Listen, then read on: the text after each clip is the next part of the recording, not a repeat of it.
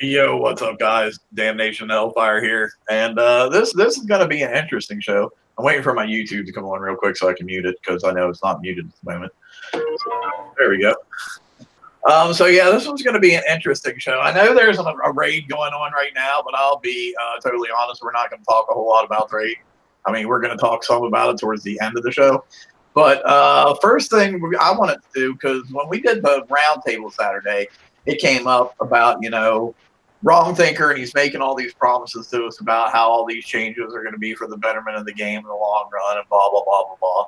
And I'm like, well, I know for a fact that before he came to us, he did War Commander. And I know for a fact that he basically told those guys the same thing.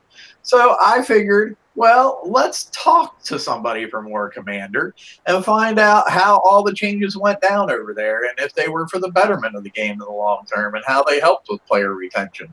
So I reached out to the producer of the Battle Vortex War Commander show, Killer Queen, and she graciously agreed to join us tonight so we could do a little bit of talking about what Wrong Thinker did in his time over there and if he made the game a better place or if he made the game a worse place. So welcome, Killer Queen. Hello, and thank you for having me. Oh, Wow.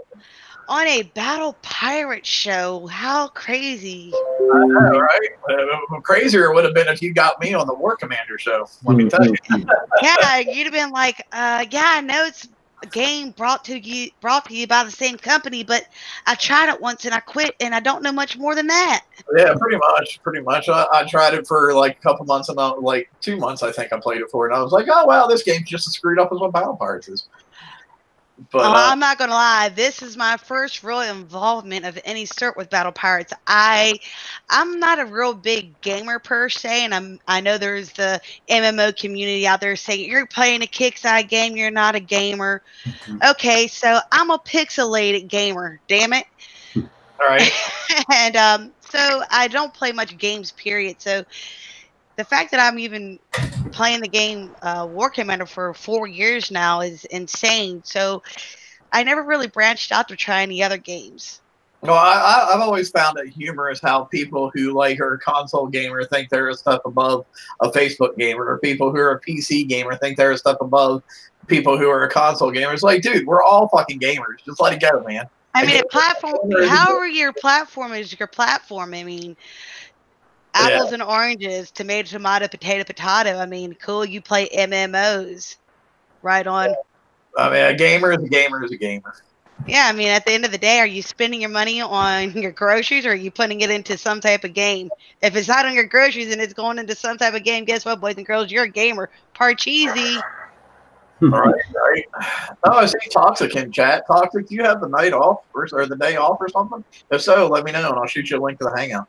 But anyway, so I don't know. Let me give you a brief synopsis of what he's done here in Battle Pirates, and you can compare it to what he's done with War Commander. Well, what he had done with War Commander, because he's no longer our dev. Right. So, like, basically, he's done nothing but turn this game on its head since he got here. I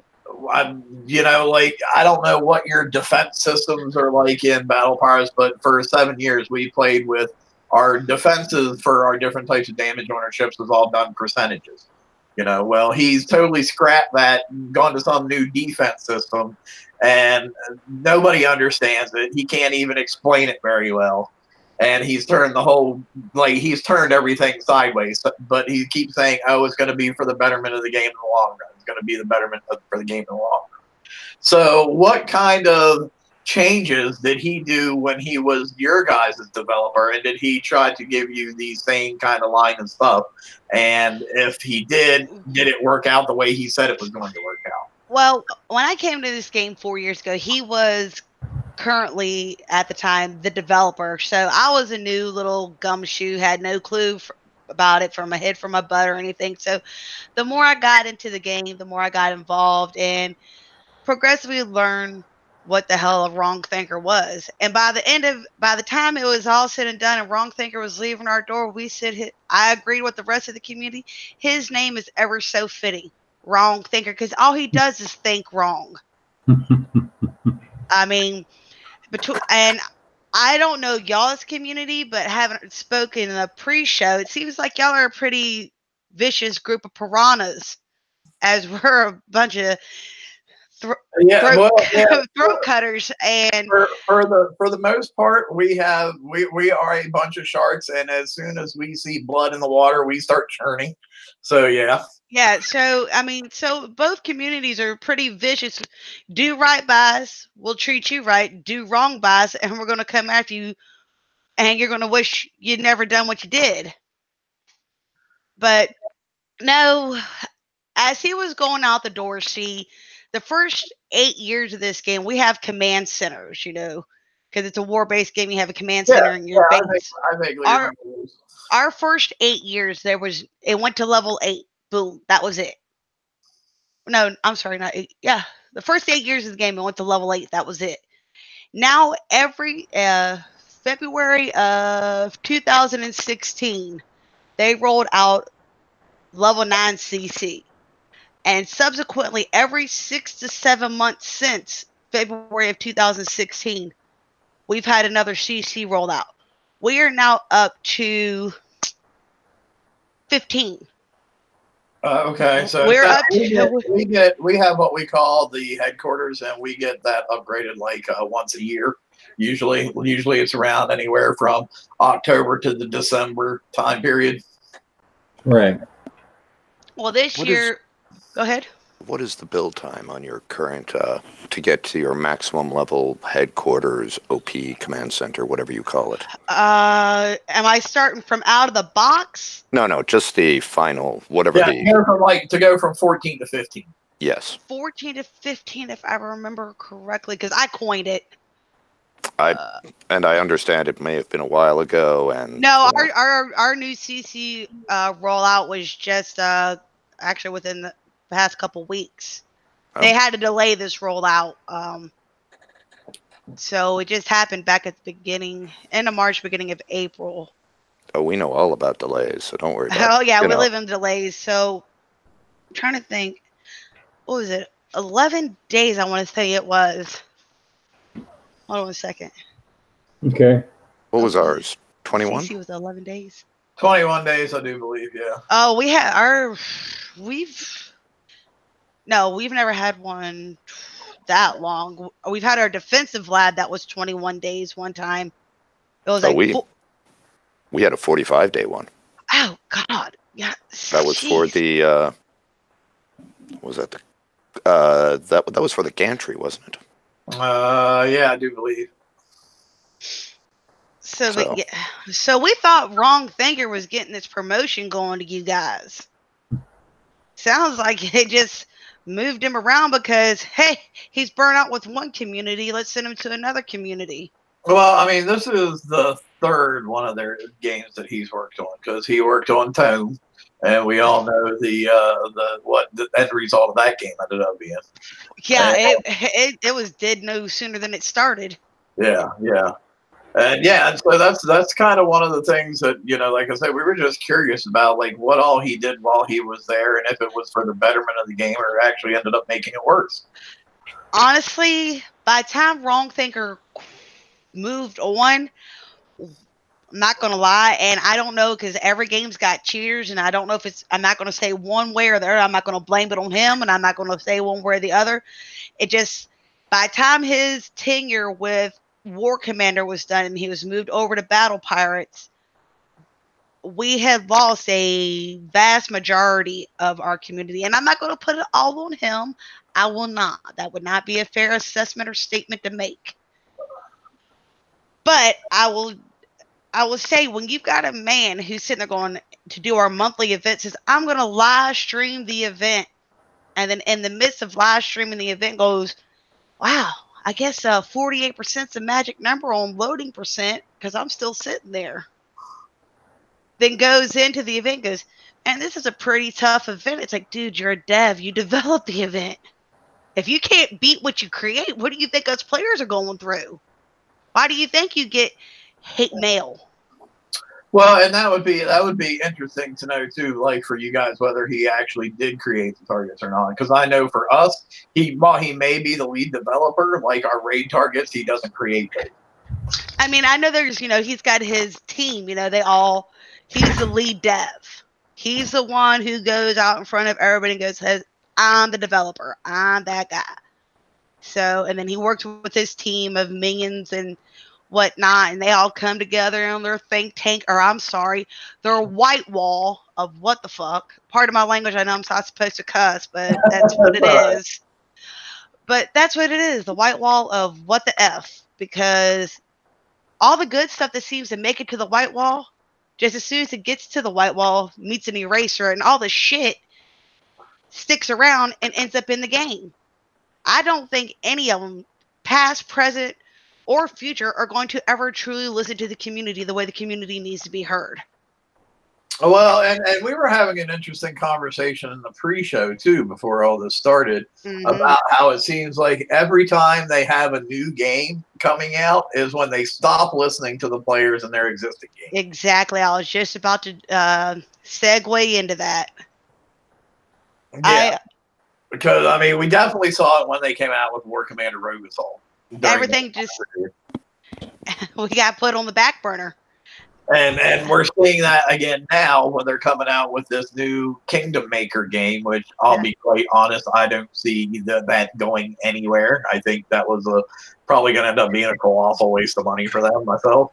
Well, the thing is, like you said and I said, and we both agree, they are way behind the 8 ball on getting into the mobile application of gaming. Yeah, absolutely, 100%.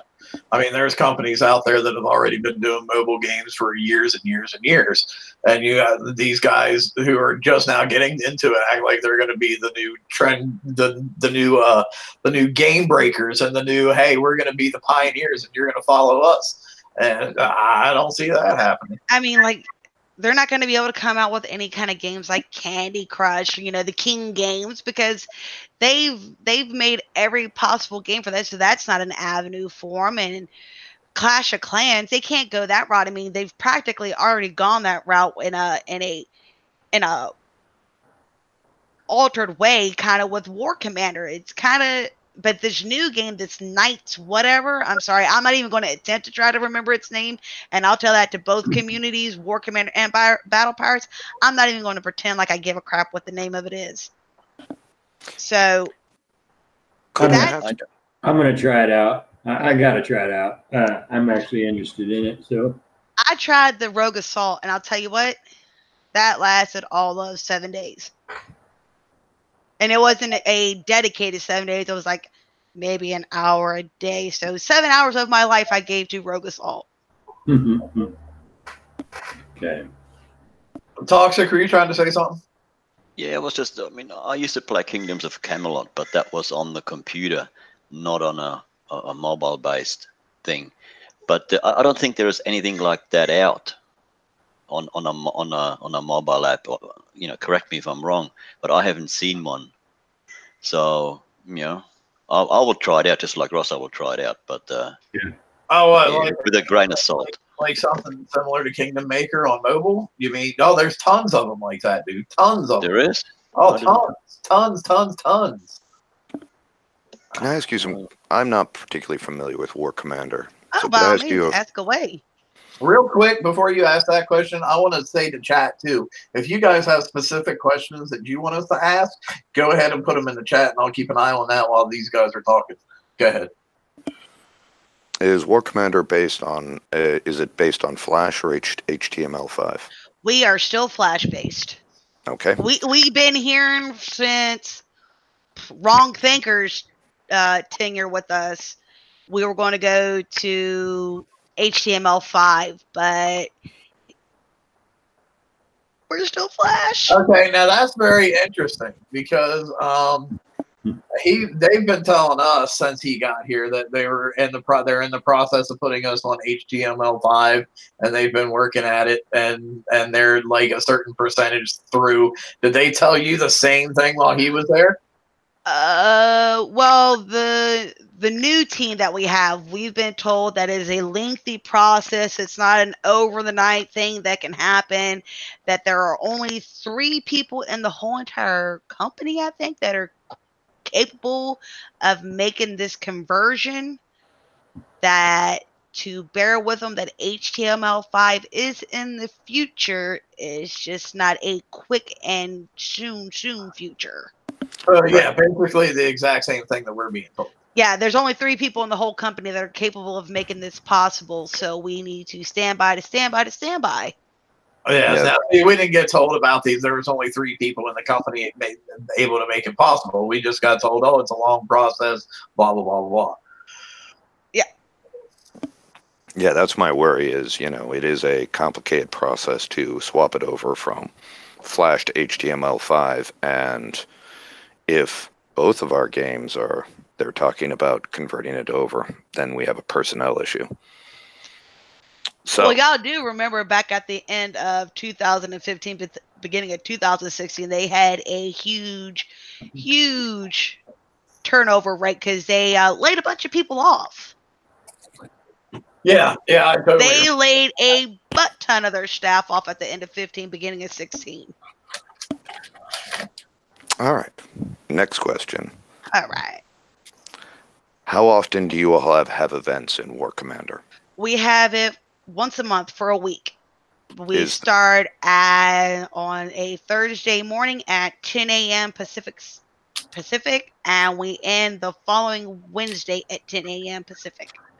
We have a guaranteed event every single weekend. No, we have a monthly event once a month.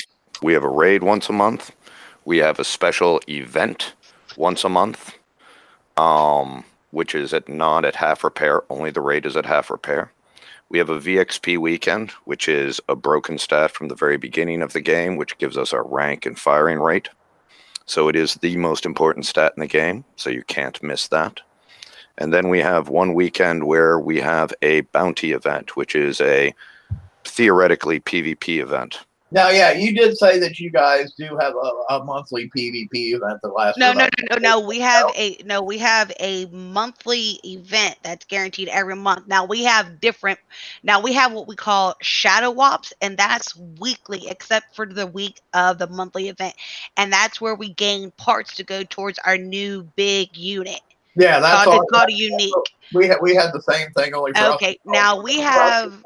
For us, it's called the Forsaken Mission, and we have to do it every single week except for the raid week. Yeah. So then we have modes, and they put it in our calendar at random, at will. Like just this past weekend, Friday, Saturday at the 10 a.m. Pacific Friday morning to 10 a.m. Pacific Monday morning, we have what's called the Warpath, and it's a PvP mode where mini event, whatever you like to call it, where we go out and we hit each other, and they call it ultra because normally you can only hit a person one time for the whole 4 days, but being that it's ultra, you get to hit a person twice, you get double the rewards and whatnot at the end of it. That can be put on the calendar. It's not a given that it's going to be every month, the next month, any month. It's whenever they feel like putting it in our calendar, they put it in there. We have our newest mode that it's called the Holdout. We haven't gotten it recently. It's been a while. When we get something that we really, really like and it's really, really beneficial to us, they tend to like to take it away from us. So they're total dicks, whatever. But it's called the Holdout, and it's a defense event where we sit there and we, per se, defend an event. It's got 3 tiers, and it's got 3 waves per tier. So you've got a bonus tier where you can get a bunch of crap you really don't need, to be honest. A lot of damage for little reward, in my personal opinion. Gotcha. Yeah, we have those same kind of events. Then, and if they find out that you're able to do those events for little damage and get some good rewards, well, then automatically they up the damage right away. Yeah, and they've done that to us. That's what they've done. They brought out this mode, and we really, really like it and whatnot. And because we're excited about it, we're happy about it, and we love it, and we're using it to our advantage. And it's not as big of a cash grab as they thought it would be because we know how to use our units. That's the whole point. You get your units, you learn how to play with them. You guys get your ships, you learn how to use them to the best of your abilities, right? Yeah. I mean, that's the whole concept of it. You learn how to use your stuff, and you do the best you can with it to make your repairs as minimal as possible, so you can get back out and get into the fight. Well, and that's what we've done, and they don't like it, and so they're taking it away from us. So we don't.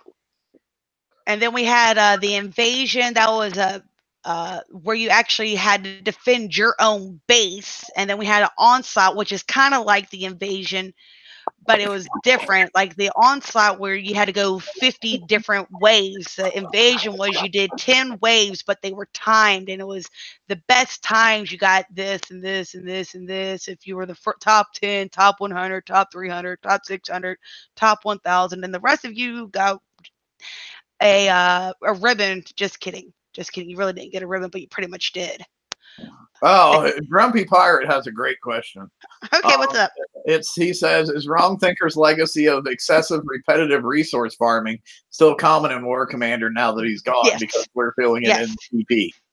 Yes, we are. It's resources, but I don't know if y'all have like a special resource. We have thorium. We have two. We have uranium for PvE, and we have titanium for PvP. See, we have thorium, and all of our units now, or y'all would say ships, they can only be built with thorium. Gotcha. All of the old stuff. See, we're into factions. We have 3 factions. We have the Sentinel, Survivor, and Corpus factions. We have different looking command centers. Each faction has a different bonus ability where one we and whatnot. We have the same thing. We have like the Scourge, the Reavers, the Legion, and the Draconians. Actually, and we have the regular Forsaken. So we actually have 5 different factions. Well, actually, technically we have 4. We have neutral, where you don't have a faction at all. I guess technically for us that would be the Forsaken, but you still get bonuses though, even though you're technically didn't choose a different faction. Yeah, neutral you get jack shit. Yeah.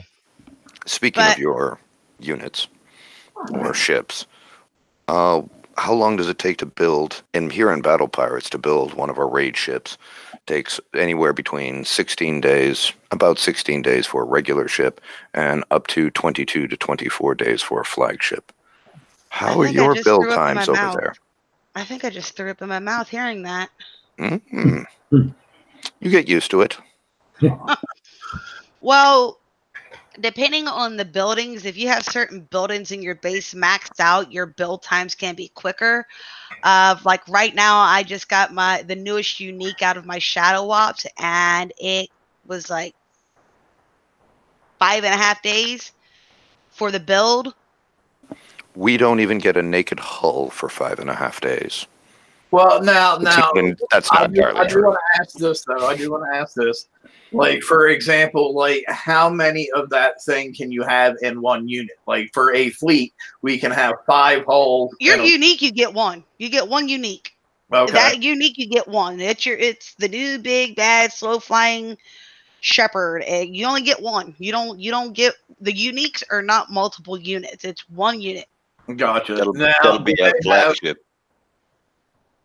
That'll be our flagship, yeah. Right. Now, do they have things where you can earn build tokens in there that cuts time off of stuff? Huh? Like for us, let's say, for example, when we do our Forsaken mission, like if you go through, you can get chests in your Forsaken mission that can get you like anywhere from 1 to 3 days worth of build tokens. No, the only thing we get out of our Shadow Ops, we do get the chest, but so say we had our monthly event, and okay, 1 month we had, say, the escorts, or they're these flying little dudes, with their little jetpack, cool dudes. So they come out for the event. The Shadow Ops that immediately follows the monthly event with them being released into the game, you start getting tech for them, to modify them. Right. And those, you keep getting those up until the next event. Then they bring out another cool unit, which was the Sentry. So but they don't have any way for you to like earn speed ups and events or anything. The only thing you get time increase or speed increase on your builds, or I should say, time increase on or decrease, however you want to look at it, on our build times is if we upgrade certain buildings in our bases. Gotcha. We don't get any little trinkets that allow us to change anything. And I see Grumpy saying about how where they put the screws to you guys is like having to upgrade your units or whatever, like to different ranks. But actually, we're going through the same thing now in Battle Pirates at that same point, because now we have all these kits and upgrades that we have to do to our ships that are like, the first upgrade is like 1 day, the second upgrade is like 3 days, and then like the third upgrade is 5 days or 6 days or something. See, we have like our unique units, which I'll call your flagships. Right. There's only one of them. You can't have multiple. We have levels, so we have the standard level, the elite level, and the omega level. So 1 to 10 is standard, 11 to 20 is elite, 21 to 30 is omega. And now the older unique units, it used to be 1 to 20 was standard, 21 to 30 was elite, then 31 to 40 was omega. But they've changed it. It's only on a 10 level standard now. Gotcha. Coins per time over there, how much is it? Is it 2 coins per hour like it is here?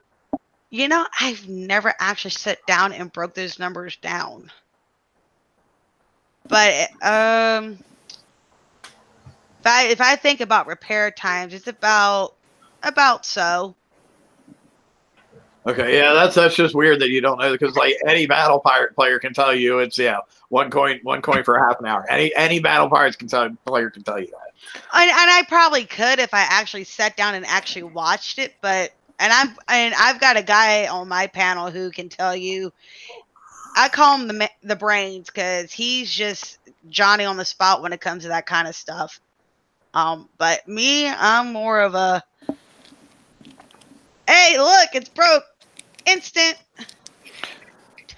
So when you buy coins or tokens or whatever you call it at War Commander, for $10, how many do you get, and how many hours does that of repair or build time does that give you? See, the way the coin system works is if I spend $10 will get me 100 gold. So yeah, it's the same. It's the same. So, you were around when Wrong Thinker first came in? No, he was already around when I first started playing. I've only been playing a little over 4 years. All right. And he was your game designer, or whatever his title is, for lead developer for 3 years. 2 years. See, I don't know how long he had been in the position when I started playing the game. We've had Storm Chaser now. Well, pretty much since y'all got Wrong Thinker, we've had Storm Chaser. So you had Wrong Thinker up until probably about 6 months ago. It's been about a year now. I don't think we haven't had him for quite a year, have we? You won't believe it, but it's been about a year now. Yeah. I was thinking it was more like in maybe like September of last year that we got him. But I mean, I guess the time specifics don't really matter a whole lot, though. It's been almost a year. I mean, did he have a big habit over there, though, just taking things and turning them sideways and saying, well, the one thing he promised us, we still haven't gotten, and he's gone over there with y'all. Oh, right. He told us that we would never have an upgrade over 5 days long.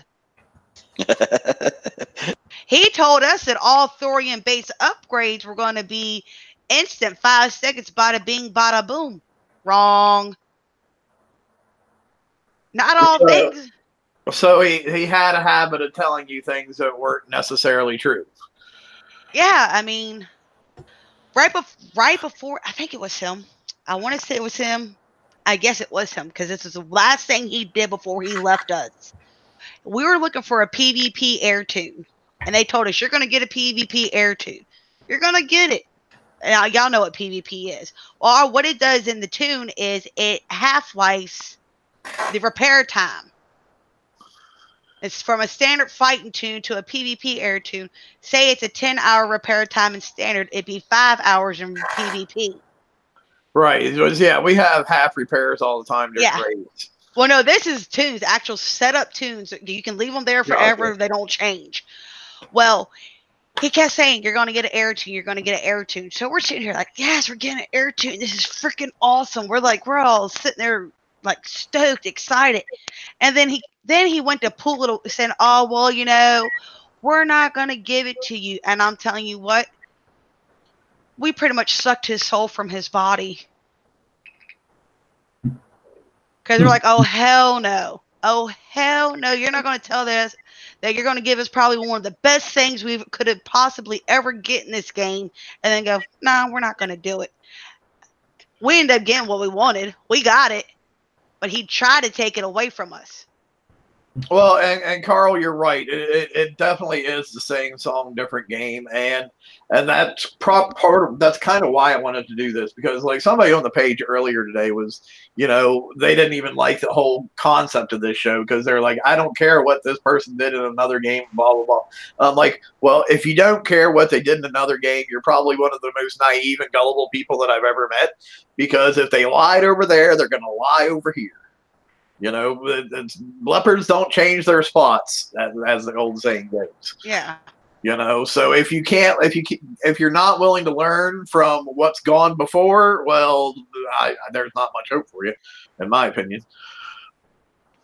I mean, I was, you know, and I was hoping, you know, maybe we just got him burned out with our community, and you know, with him making the change, you know, he get a fresh breath of air and with you guys, and you know, get back to his true creative process and ways. But it just seems like he's just totally across the board burnt out.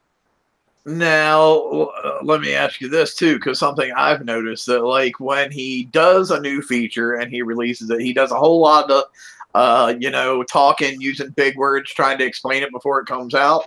But then once it actually hits, he's nowhere to be found when all the negative feedback starts coming in. Well, that's wrong thinker, man. So there you go. That's wrong thinker. I mean, now you see me, now you don't. I mean, he's sitting there and he's reading it all. He's reading it all. He's just reading, and that's just that. He's reading it. Once in a blue moon, if it's a severe screw up, like an extremely, totally, like, holy shit, Batman screw up, he'll step up. And I'll say that about any of the Kixeye based games, any of the teams. When it's such a monstrosity of a screw up, I mean, I know with War Commander, our team that we have now, when they've hit some major screw ups, they've actually, you know, stepped up and rectified it or whatever. I mean, we had something happen during an event, and one of the Kixeye War Commander team members was at his brother's birthday or wedding, and he got on and fixed and got on however what he had to do and started working on fixing the problem. But then again, it's like, hey, you were awesome today. You can't be awesome just one day. You got to bring that awesome every day. And if you can't bring that awesome every day, don't bring it for one day and make us feel we can hold you to an expectation.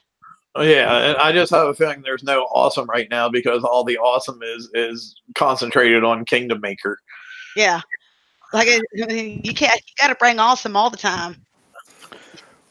One of the problems we're facing here in Battle Pirates is we've had a couple of critical flaws in the game, which were kicked down. The problem was kicked down the road for many, many years by people. And we have had to do some massive changes to our game mechanics. I'm referring to both the PvP refractor and the latest one, the PvE refractor.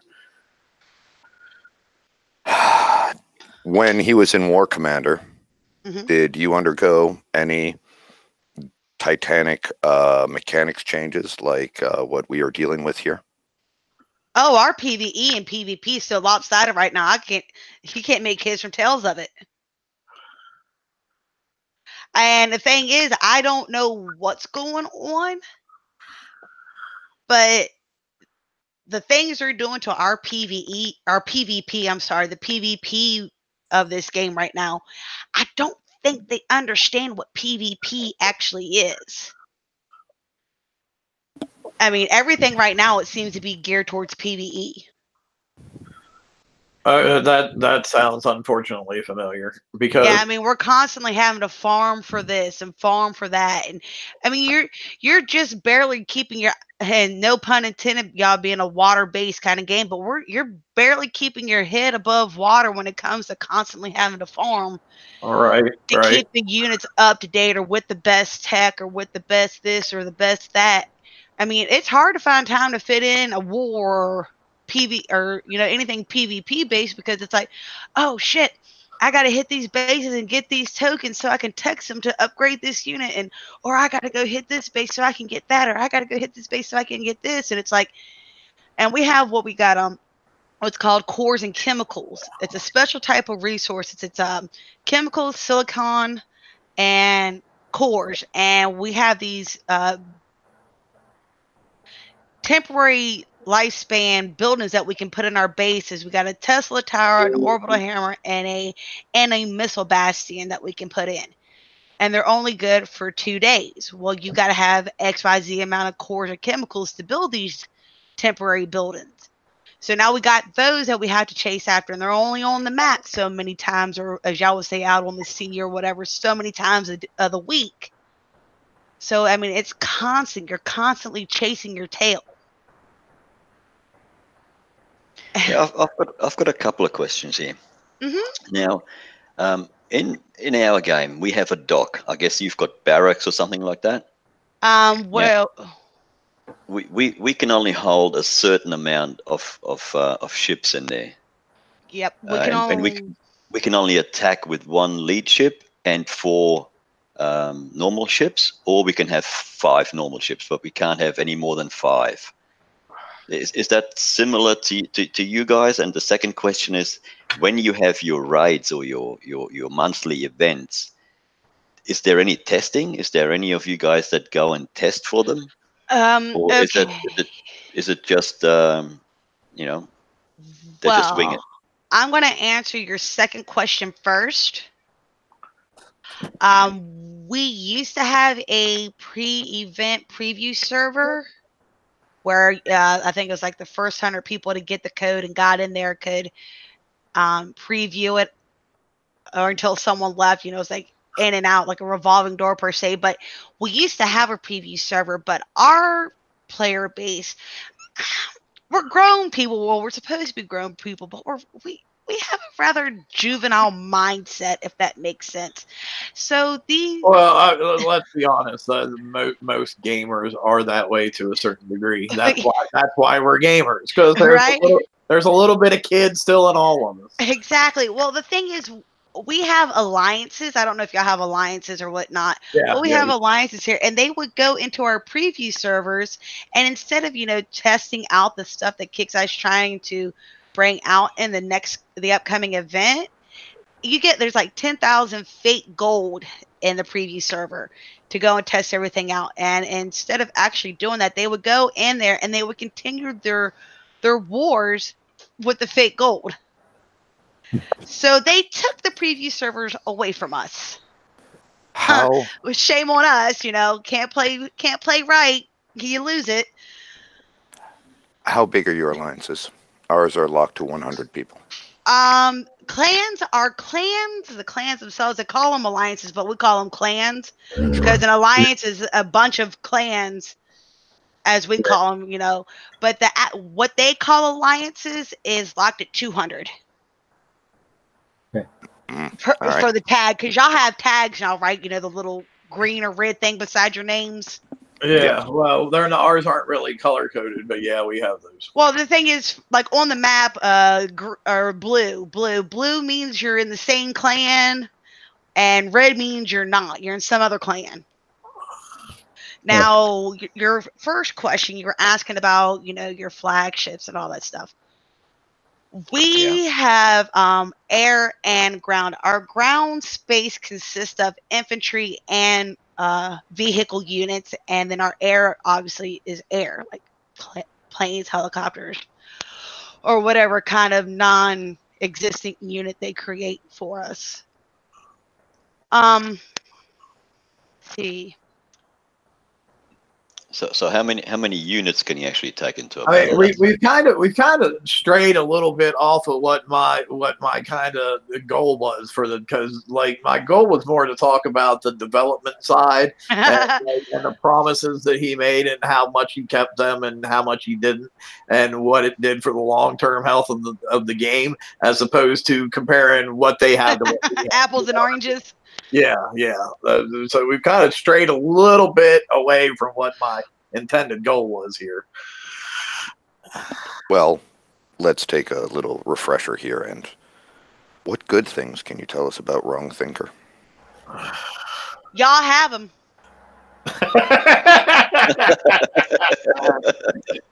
Oh, good one. Like that one. Y'all have them now. I mean, that's one good thing I can say for me. Now for y'all. So basically, you really have no positives to say about him. When he left, let's just put it this way: I definitely would. Well, no, I was gonna say I would dance at his funeral, but that's kind of cruel. But no, I just know when Wrong Thinker left, I was excited. The whole community was excited. We were like, yes, maybe we can get somebody in here who knows their head from their ass. Because by the time he was done, it was like, do you even know what you're developing for anymore? Well, and I've been saying it for quite some time now. I'm here. I'm just hanging out, waiting for the team to go away, and hope the next team can come in and fix all the things that this one has screwed up. I mean, everybody's always going to be following somebody. I don't know who it was he followed in behind. I don't know if I'm pretty sure he's not the OG dev, but for War Commander, so I don't know whose shoes he had to fill, but I will say Storm Chaser, when he had to fill Wrong Thinker's shoes, he had only one direction he could go, and that was up. He couldn't go any further down. Yeah, I wish you would have been there when Wrong Thinker first came in, because I know one thing I've noticed, and I don't know if the rest of you guys have noticed this or not, but like it seems like a pattern is him and Chris want to blame everything on previous teams. Oh, that's Kickside's mantra. Period. And they totally, since they've come, have ignored all the positive strides that previous teams have made and actually done their best, I think, to undo those positive strides. Well, I mean, talking about developing and stuff, there's things that we've asked, our current dev to try and fix from previous developers. And I will tell you this, there are dinosaur codes in these Flash-based games that they cannot go back and unwrite. It's a dinosaur coding that if they go back and they try to address it, they have no clue what kind of ripple effect it's going to have with the current status of things. We see that a great deal. And we talked to a Storm Chaser about this, and the coding in those, and it's a Flash-based issue, and the code's so fossilized, one little mess up, and the ripple could be irreversible. I've always likened it to like over the course of a building that's like 100 years old. And imagine how many electricians have been in there and done wiring and work on that building.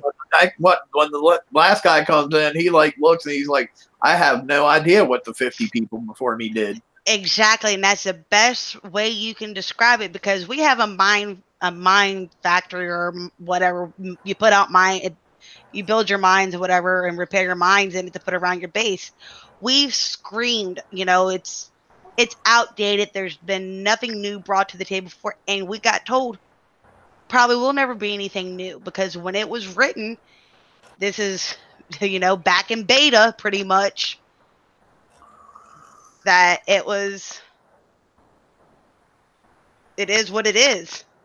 Hell, there have been previous developers or people in the development team that have developed and they took the code with them. And they can't go back and undo the coding because they don't even know what the code they're looking for is.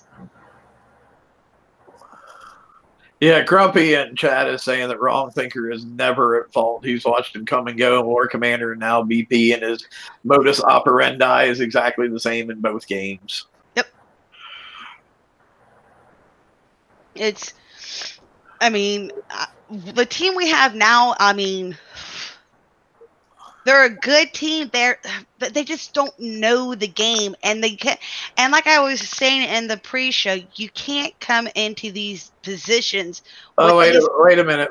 I just have to comment on something. I can't believe that fucking Dr. Phil is in our goddamn chat. That's crazy. Say hi to Dr. Phil, Toxic. The immortal Dr. Phil. How you going, bud? About time you showed up again. I haven't seen that guy around for a long time. It's got to be the immortal Dr. Phil. I think the last time I saw Dr. Phil, he was doing bass scrap videos. But yeah, they come in, they have great intentions, but with our communities, with any community, you cannot hit the ground running. You got to literally crawl, then walk, then run. And the team we have right now, they came in running, boy, and they came in running good. But you can't run a sprint dealing with us. You got to run a Boston Marathon times 1,000, because you got to pace yourself. You come in thinking you're going to run a sprint with us, you're going to get burned out real quick, and that's what they did. And now where they set the bar so high for themselves, and we were holding them to that bar, they can't keep up with it, and now we're falling back to the wayside, as if we don't hardly have a team at all. It seems some days we do, some days we don't. And right now, what they're trying to roll out for us doesn't seem like we have a team at all. Now, and I'll go off my own path here for a minute, just because I'm curious as far as your community manager interactions over there. So are they in your community over there, are they the type of people, if you are at all critical of them, they will start taking away privileges from you because they don't want to hear anything that's not what they want to hear? Yep. Okay. I'll take it straight up. I was joking around with one of our moderators, which is another player. He's a moderator. I called him a inappropriate name. Nothing like, oh my God, I called him a twat. Oh my God. And I even said it with an LOL at the end of it. I am permanently banned from the War Commander Discord channel. For a joke. Wow. I verbally assaulted their moderator, and I'm like, I get banned for calling someone a twat, but some jackass out there can go cheat 500 damn times and you never permanently ban their base, but I'm getting permanently banned from a chat server? I'm like, okay, but hey, do you? Yeah, see, that seems to definitely be a very common modus operandi for the company, that like if for whatever their perceived reason is, they like you, you can get away with murder. If whatever their perceived reason that they don't like you is, you can't say a fucking word without getting put in a timeout or getting banned. Yep, no who, boo, buy or die, nothing. But you did have him for 4 years, you said. So he's not easy to get rid of. But who? Wrong Thinker. Wrong Thinker, yeah. Oh well, I mean, what we're talking about now is status quo for all procedural ways of Kixeye, on what you can and can't say, and to whom you can and can't say it to. It's like the cool kids and the not so cool kids. If you're one of the cool kids, you can do whatever you want. If you're not one of what they consider the not so cool kids, you better walk on eggshells. Yeah, pretty much. Yeah, I like, and like I said, you can't be critical, because if you're critical, I prefer to call it, you can't be honest. You know, as opposed to even not being critical. You can't be honest, because if you give them honest feedback, then you're being emotional. You know, it's like, well, I'm typing on a keyboard. How am I being emotional by typing on a keyboard? If there's emotion there, it's emotion that your stupid ass read into it, not that I put into the words. Oh, well, see, the thing is, with our Discord, they have a Discord, a War Commander Discord. Do they have one for Battle Pirates? Yeah, we have a Discord, yeah. Okay, well, they I don't know who created it, but they created this bot that does the moderation. So it pretty much null and voided our moderators' jobs, because it moderates. If you type in caps locks, you get timed out for typing in caps. It's like you're using caps locks too much. It's like you're not allowed to yell. Like, I can't yell in here. I can't yell through my keyboard. Come on, man. Yep. It will time out. We have the same. We actually do. Y'all have a bot that moderates y'all? Yeah. Wow. Although I will say I don't know that I've ever seen the bot give anyone a timeout. He's just more there to like filter words and filter commands and stuff like that. I saw someone today get a timeout. Well, because I told you. I'm not in there, but I know someone else who is, and they got timed out.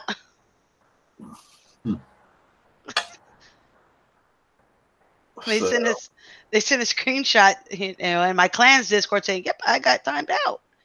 And took a screenshot and said, "For using caps locks."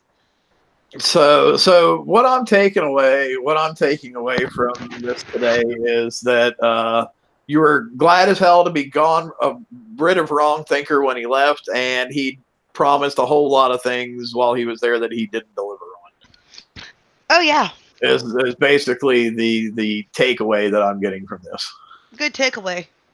I mean, like I said, and I will be honest and upfront before, like, I did not come into this with any preconceived agenda. I didn't say to you, I didn't really talk to you about this at all ahead of time and say, no, all you said was, hey, would you be willing to do a show? Hey, do you have all kinds of stuff, bad shit that you can say about Wrong Thinker on my show? None of that happened. I literally messaged you twice. I think, Fear pointed me in your direction. I said, hey, would you want to come on the show and talk about your experience with Wrong Thinker? And you said yes. And then I confirmed like a day or two later. And that was the whole conversation we had about this. Yeah. I mean, like I told you right before he came to you guys with the air PvP, he tried to get away from doing that for us. He tried to break that promise. He tried real hard to break that promise. When he said, "Oh, we're not going to do it," all shit hit the fan. All shit hit the fan. I mean, there wasn't a Hail Mary or a prayer that could have been said for how bad we ripped him apart for trying to break that promise. And yeah, I think Carl has one of the best questions. While he was there, did you have any success in dealing with him at all? And how did you go about it? Like, how did you go about getting him to actually fucking listen to anything? Because I said we harassed him and harassed him and harassed him and harassed him. The only way you're going to get what you want is never stop pushing it. You've got to constantly push it in your forums, in your Discord, tag him and everything.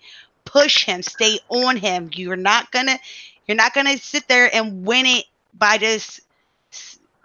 You're never gonna get your way just kind of like, oh well, I'll fight for it today and forget about it tomorrow.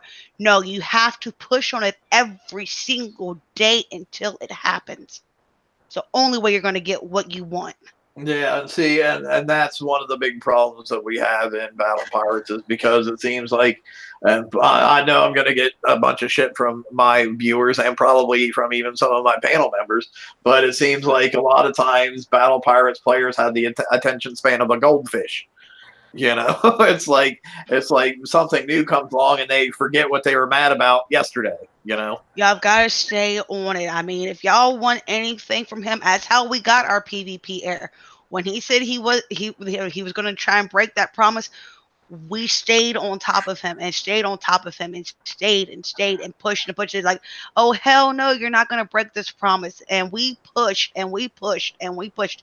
and we finally got it. Don't let him whisper sweet nothings in your ears. Don't. I mean, great example. Up until the day that the raid started, which we just had an event that started yesterday. Every bit of conversation was about all the new defense changes. But now as the raid started, that whole line of conversation's been dropped, and all the conversation now is just about how much damage raid targets are doing. It's like I said, it's like the attention span of a goldfish. It's like, oh, we have something new to bitch about now. Let's forget about the thing that was actually the main problem. Oh no! See, the thing is, yeah, the thing is, we don't forget. While we're bitching about the event, we're still bitching about the other stuffs as well. In War Commander, do you have a phone app? Can you play the game via your phone? I'm not talking through Puffin. I'm actually talking No, we can only play through Puffin. Okay. We actually had a phone app where we could repair our fleets and auto some targets with it. It's currently broken. Just wanted to see if you all had one. Nope. Never had nope.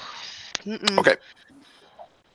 I'll be honest, from the things I've seen, I'll be surprised if the app gets repaired, because I know they have no plans on developing the app any further than what it is. So I'll be surprised if they actually fix it, because it seems like they really don't want people to auto events right now, and they want them to go more the blitz route because that makes them better money.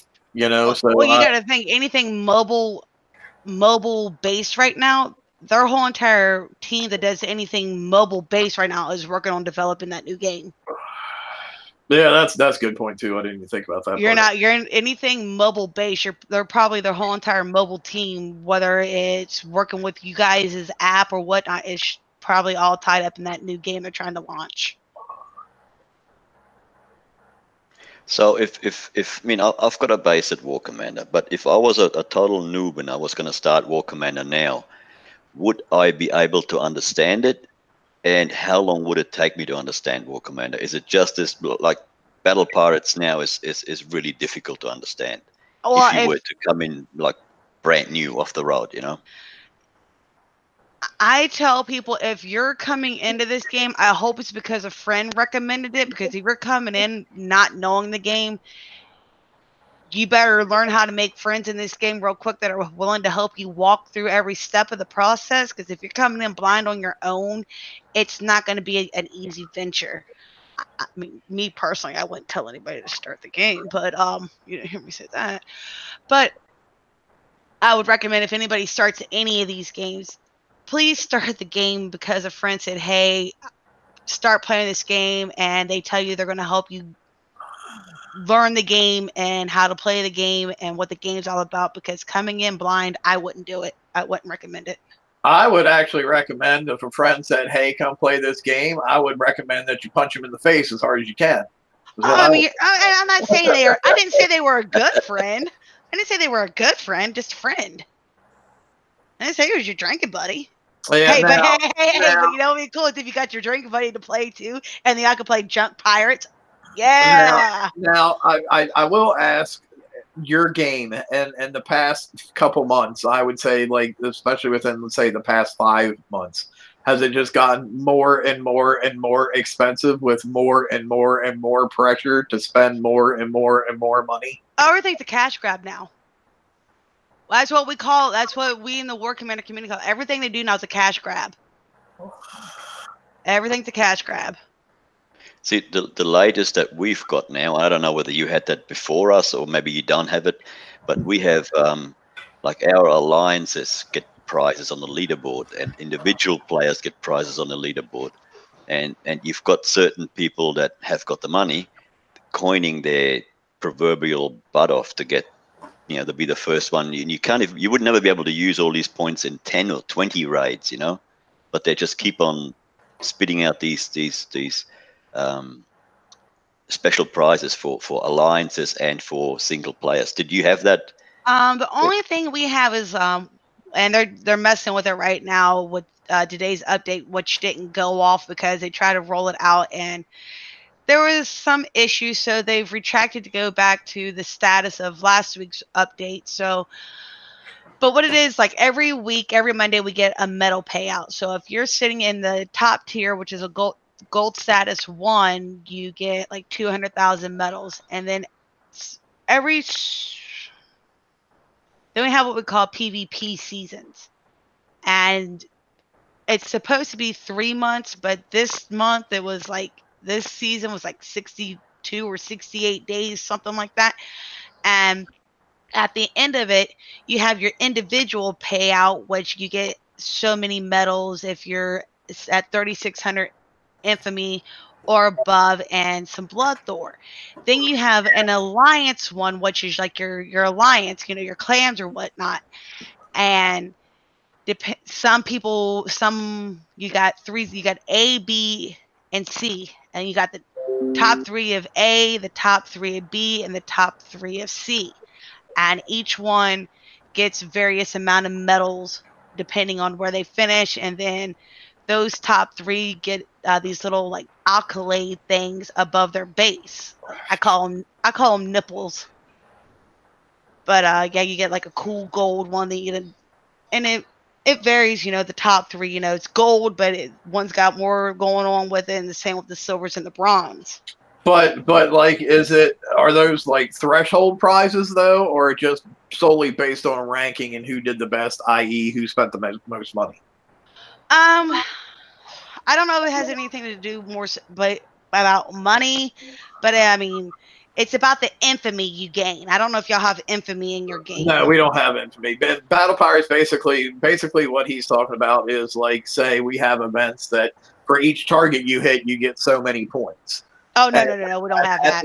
At the end of the event, like, the top person who got the most points, i.e. who spent the most money, because, we have a feature that I don't know if you guys have it in yours, but we have a feature called Blitz, where if you hit a target and you successfully hit the target, instead of continuing to repeat the target over and over and over, you can hit a Blitz button and it costs you gold. Just spend a whole bunch of gold and then get those points multiple times. Yeah, we just got that feature over in War Commander about within the past year. We got the Blitz feature. We haven't always had the Blitz feature. So what it ends up being is the people, like whoever spent the most money on the event, i.e. generally by blitzing, gets like a special package of prizes for being. Oh, no. Our monthly events, all you get is your XP and what you can buy in the prize store. There's no cool kid prizes for being the most XP. Yeah. So that's the thing that we're experiencing drastically right now.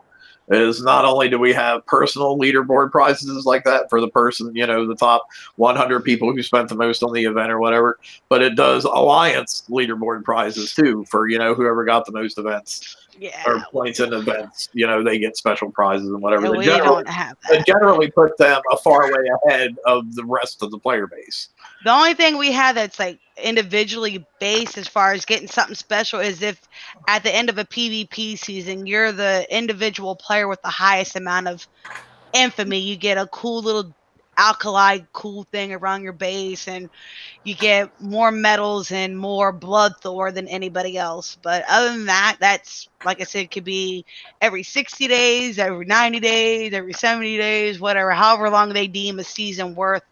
Yeah, see, we have like, say, for example, just give you a random thing, like, say, whoever gets first place in the event, who gets the most prizes, will get like 40 days worth of build tokens for whatever current fleet we're working on. Okay. So basically, the person who needs those tokens the least, because they were able to spend that money to get that many points, gets the prize. Mm. See, y'all got one thing that we really, really want. And that's a template for y'all have templates, right? For your designs? Yeah. No, we don't really have templates. We have where you can, like, we have a base planner thing where you can, like, open up a grid system and, like, put your land tiles in and whatnot, but we don't really have a template. Well, what I'm saying is you can save. You can have, like, 2 or 3 saved up, right? Where if I want to change it here, I can click on this and my base automatically goes to that. Yes. That kind of thing. Oh, yeah. Like your layout, like you can have like two or three different layouts. Yeah, you can save different designs in the base plan. Yes. Yeah, we want that. That's something we want because our game's constantly evolving and changing, and the units and changing our base designs, and we want that. We don't have that. The coolest thing we've gotten so far is they came out with these new kind of like walls, whatnot, and we can rotate them. That's the coolest thing we got. We're like, oh shit, this can do like a 90-degree rotation. That's so badass. But that's a cool. Oh, and when we put our walls out, they go. It's like, well, it counts how many you've actually put out now if you do them in succession. Like if you're trying to run a full row, it'll count them out for you. That's the coolest things we've gotten. So, and base editor now, whatever. But yeah. So far, the 90-degree rotation is the coolest thing we've gotten so far, and it's like, well, you know, we still like to have like that one little feature that you gave those guys. Can you give it to us too? All right, guys, we are a little bit over the hour mark, and I suppose while I said we weren't going to spend much time talking about the event, I suppose we should at least spend a little bit of time talking about the event. Killer Queen, you can either hang out or you can go, whichever you prefer to do. All right, guys. Well, I think I'm going to slide off. It's 8 o'clock in the evening, and I've been painting the bathroom all day long. I got to go see if my paint's dry. Cool. We definitely appreciate you coming on and sharing your Wrong Thinker experiences with us. Oh, not a problem. And you guys just remember, his name is Wrong Thinker. It's not a funny haha. It's legit. He's a wrong thinker. Yep.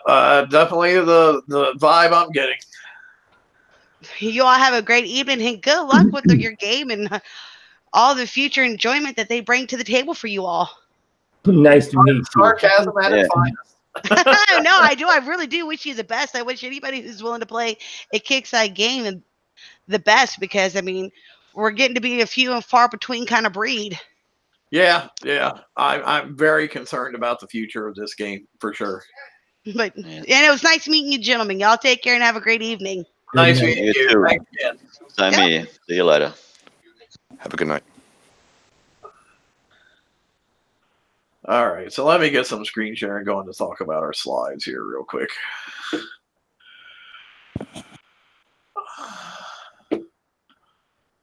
We're just going to go over the prizes real quick. Is everybody fine with that? I don't think we really need to put any more time and effort into the raid because quite frankly, I don't know about you guys, but I'm very unhappy with it. Yes, me too. I mean, for me, it started out as soon as I saw the prize list and as soon as I saw to get the things I was even interested in playing the raid for, that we had to, I had to buy a 4.5 million flagship that I never, ever, ever was going to build. And I'm just like, no, you can suck my dick. I'm not going to do that.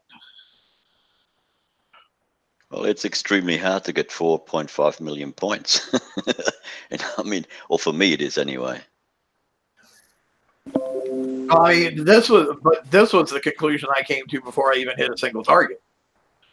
You know, I'm not going to coin or either coin or waste my time to get 4.5 million points to get something I'm never going to build to get to the stuff that I want. That makes no sense. Like, lock stores are the stupidest thing in the world. You know, when I go to Walmart and I want to buy a TV, they don't say, well, no, you have to buy this computer before we'll let you buy that TV. You know, it makes no fucking sense. Especially on the first raid. On the other raids, I don't mind so much, but this first raid, when everybody's fleets are just chewed up, this really does hurt them very badly. And Adam in chat, I didn't try to win it in the TLC because you couldn't win it in the TLC. You could not get the flag in the TLC. You could only get the regular boat in the TLC, which I did do. And in retrospect, I wish I hadn't fucking done it because then I could have claimed the regular ship in the fucking raid and not have to get 4.5 million fucking points. He means in the pillage event where you could buy the flag, where we got our flagship. You could also have bought the other flagship there. Well, yeah, but I wasn't going to do that because I had no intent of building that fleet fucking ever. Right. So the Carnage. Yeah, who wants to talk about the Carnage? Ross, you're a PvP guy. You want to talk about that? Sure, I can. This one here is a Defender hull, Reaver. It's going to tier 8, 40,000 tons. Armor points is 6.5 million. The bonuses here are it has a ballistic and radioactive damage buff of 50%. The defense on across the board has a ballistic, concussive, explosive, radioactive, corrosive, and penetrative of 30,222. Combat speed on this one is what it is. It's 30. So that's correct. It has a combat speed. What this hull does is it pursues its target, or so it if it's locked behind portals, say what the portals will open, this thing will start moving, and you're not in control, by the way, and it charges the attacker. So if it say it's on the outside of your base, the sooner it gets to the attacker, is where the special abilities come into play. And so your special abilities, it's going to have this ballistic, concussive, corrosive, across the board, the deflection stats, and it's going to be an increase of 150,000 in addition to your already defense. And that's going to increase as time progresses. So it has a recharge time of 500 seconds. So what that means is it's going to max out at this thing at the end of battle. So if you were to place this incorrectly, say at somewhere where it would charge the attacker immediately upon when they hit your base, this is not going to have the defense stats built up, and it will be killed easily.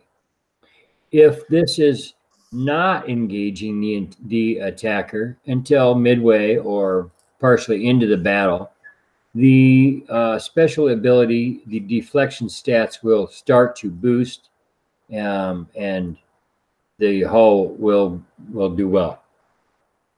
Yeah, so I would like if I were going to place this in my base, this would probably be my how we all have that. Okay, this is my last ditch effort hull. If you get past this hull, you're going to get me. This is where I would put that hull. Correct. Now it does have 6 weapon slots, but only 3 armor slots.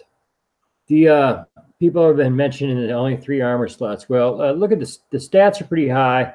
The special abilities with the rollout recharge time, placed correctly, yeah, it doesn't need more armor slots, in my opinion. Special slots are 4 also. It's got a strange cargo, I know. That's just weird, but it is what it is. Now, I'm going to put my tinfoil hat on here for a minute. Does anybody think this is their first stage of maybe making it so only defenders can be put in a base guard? Sure. Because everybody's complaint was always, well, I've used all defenders, but they can't move. Well, and they're not good. They're not as good. Yeah, I agree with that to a certain extent too, but the bigger complaint has always been about not moving. Yeah. So I'm just wondering if this is the first step into defender onlys being able to be used in your base guard, and they'll be like, well, they moved now, so you don't have anything to complain about. Well, I hate this hull. I hate pretty much everything about it. This is a ballistic hull without any ballistic range baked in, which means the ballistic range of the cannon you mount on this will be 67.5. You walk into combat with a 67.5 range cannon, you're dead. What else?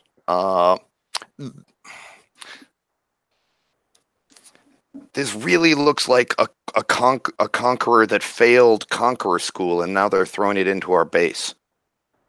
I really do not like this hull. I'm glad that this raid, I will not be able to get the points necessary to build this. A totally uncontrollable hull? No. Hey, but at least it moves. Yeah, I don't understand. My breachers move.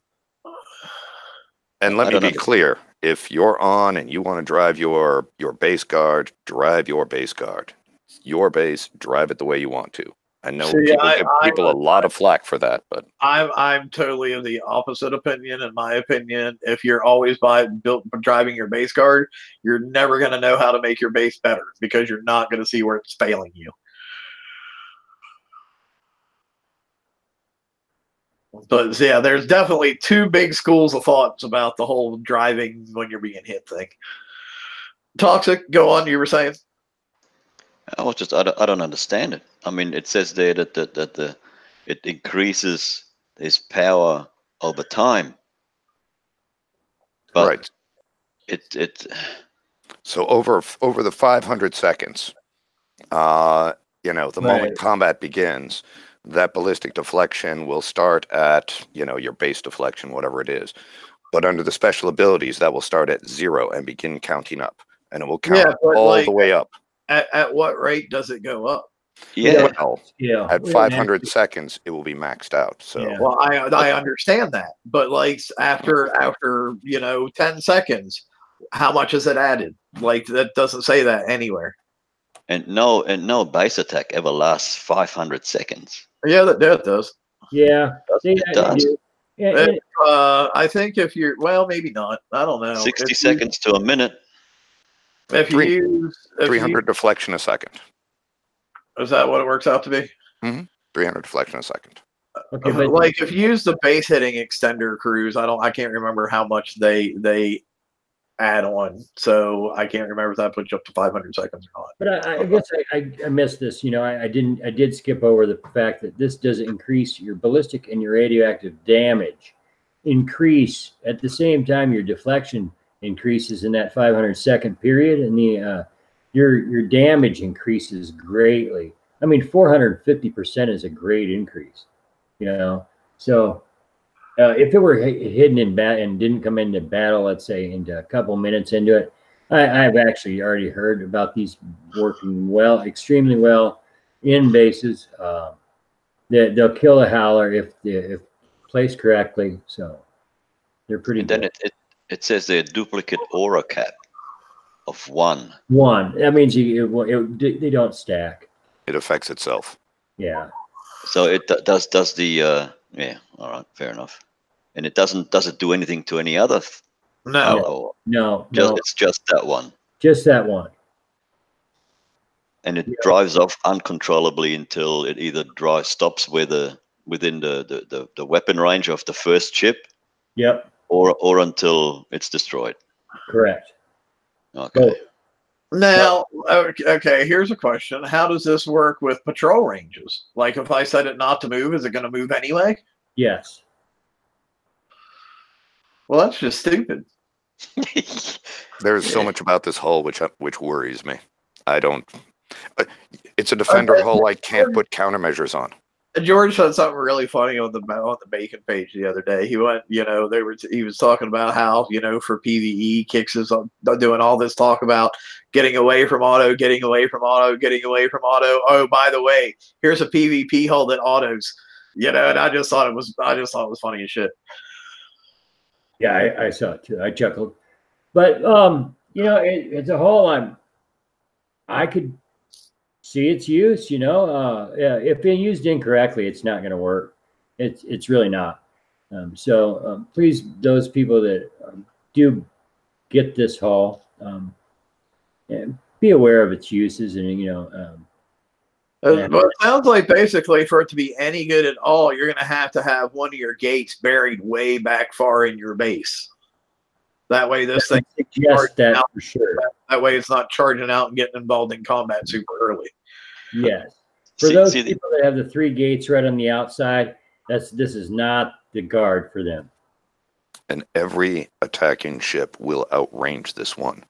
So what's to stop me from just sailing around to the side of your base, considering where your carnage is going to be, right around your OP, have it chase me out to the wall and me just outrange and kill it? It looks so easily. Sure, I will. I'll outrange it with a breacher. Breacher with 117 range. This thing will get stuck on a wall and won't be able to hit me.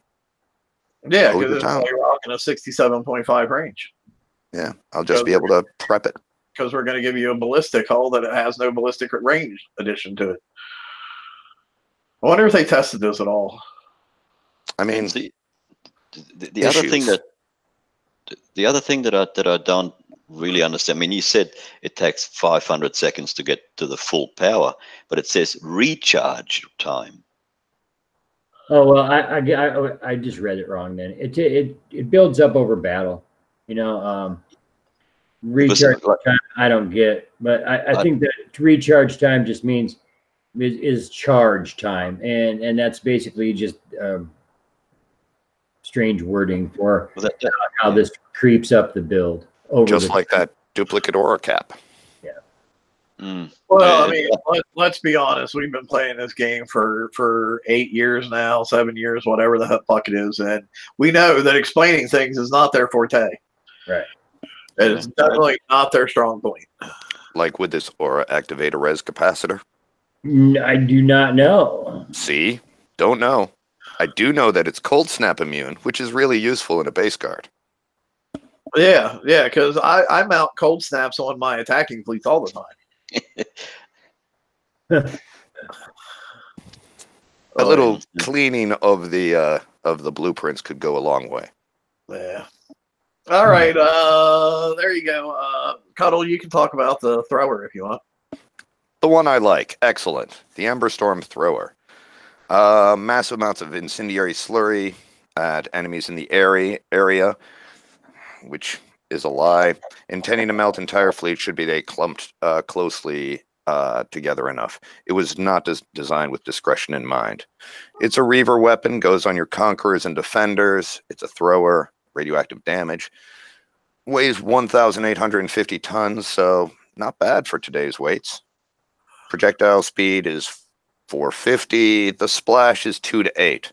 That's where the lie is. I mean, the targets would have to be like literally on top of each other to be hit with the splash of this thing.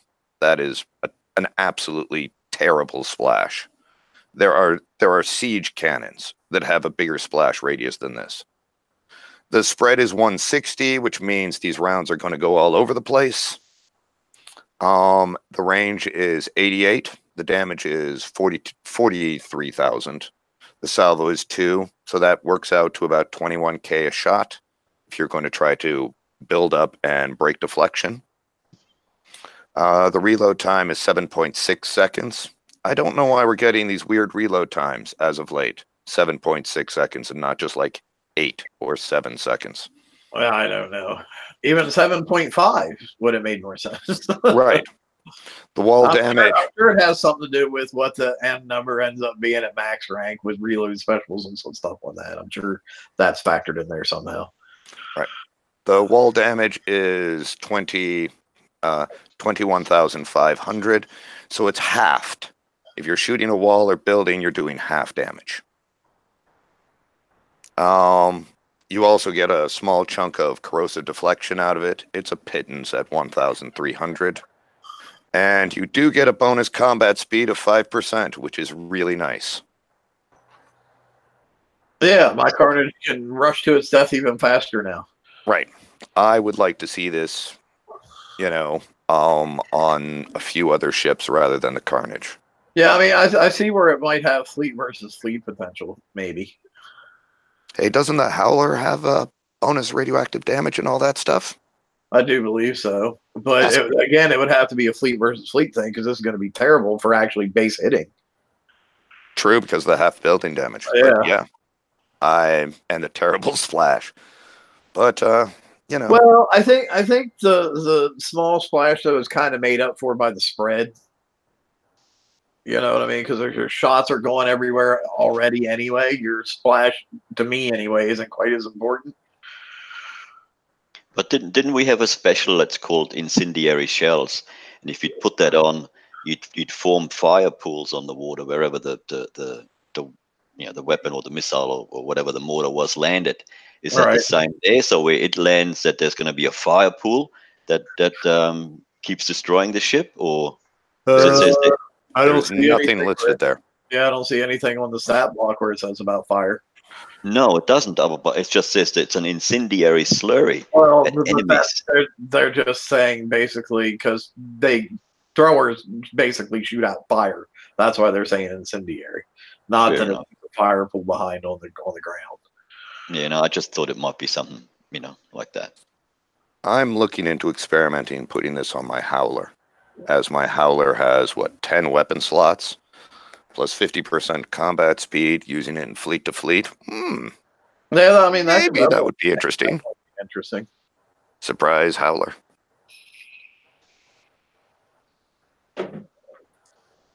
So yeah, it'll be interesting to see. Yeah, I don't, like I said, I don't know that I would put it on the boat that they intend it to be put on, but Toxic, you want to do the cannon? All right, it can only be fitted on a defender, and it's called the hull render cannon, and it lives up to its namesake due to the short range. It hails a whole heap of short range shells into combat to overwhelm the enemy and rip it to pieces. And the weight is the same as what the previous weapon was. The accuracy 70%, and the projectile speed is 350. The damage on it is 66,264. It's got 4 salvo and it's a reload time of 3. And again, the wall and building damage have been halved from the damage. And its range is only 45. So it has not got a very long range.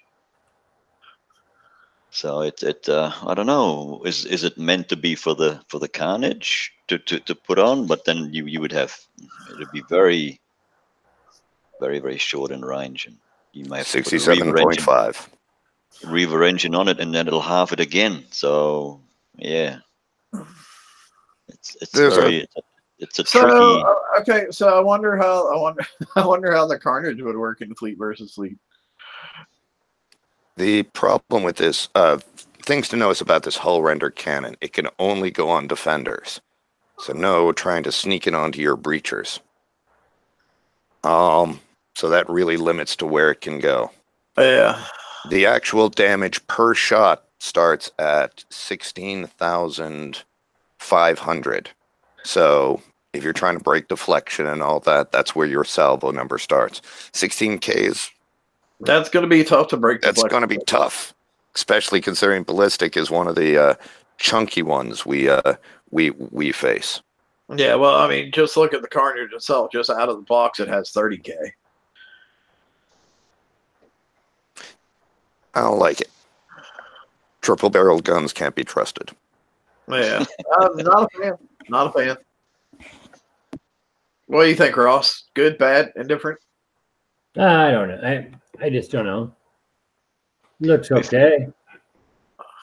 If you put that on a carnage, but it's only got 4 special slots, doesn't it? Yeah. Right. Now I will say though, like if you put it on the carnage, though, like yeah, you're only dealing with 16K a shot, but when you start adding in that 450%, right, after you've been in combat for a while, you're going to be taking massive chunks out. You don't forget the carnage moves, and if you put, if let's just say you put a reaver engine on this, and you put it in a fleet to fleet situation, it'll just run through everything. No, because the carnage needs to get there slowly to build up all of its power. So I was actually considering like throwing what was it, heavy plating 3? Is that the one? Is that the only special we have that actually slows down combat speed? I believe so, yeah.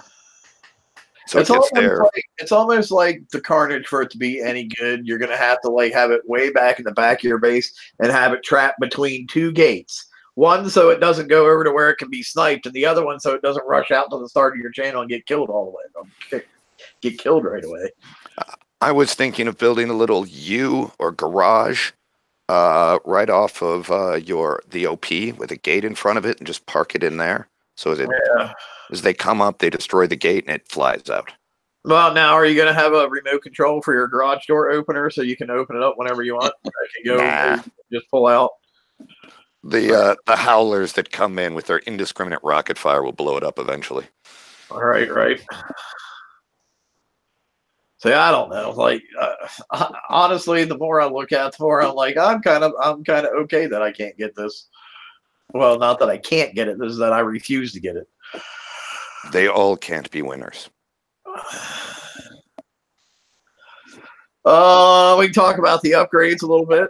You know, the upgrades that they swear to God aren't necessary, but when I see that the level 2 on the Saturns add 6,000 corrosive survival, I call bullshit. Oh, no, you get way more than 6,000. You know, no, I'm looking at it right here in front of me on the slide. It's 6,000. And then at upgrade 3, you get 600 more per ship you have in the stack. Right. So that's another 3,000 on top of that. I wasn't talking about upgrade 3 yet, though. I was just right. Upgrade 2. So, yeah, so at upgrade 1, you get 12% more corrosive damage. But, yeah, then when you start adding in the CICs, you can get, you know, the 12% more splash radius and the 6,000 corrosive survival, or 18% building damage and 2,000 corrosive survival. And then at upgrade 3, yeah, then you get 600 survival per stack on your aura and 10% corrosive damage per stack on the aura. Now 6,000 survival. Well, hang on. I got a question first that I don't know if anybody knows or if it's been addressed. They have me in timeout on Discord right now for having an opinion, so I can't really ask either. The CICs, does it only affect the ship that it's equipped to, or does it have an aura? Just itself. Are we 100% sure? Has that been asked and confirmed, or are we just assuming?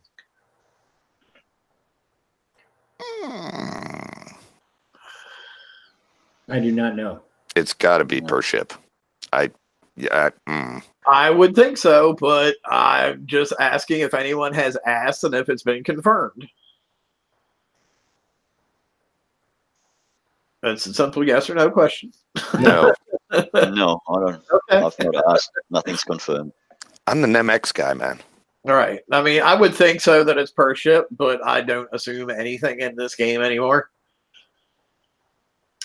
But yeah, I mean, I don't know how you can put this stuff in that adds all this survival.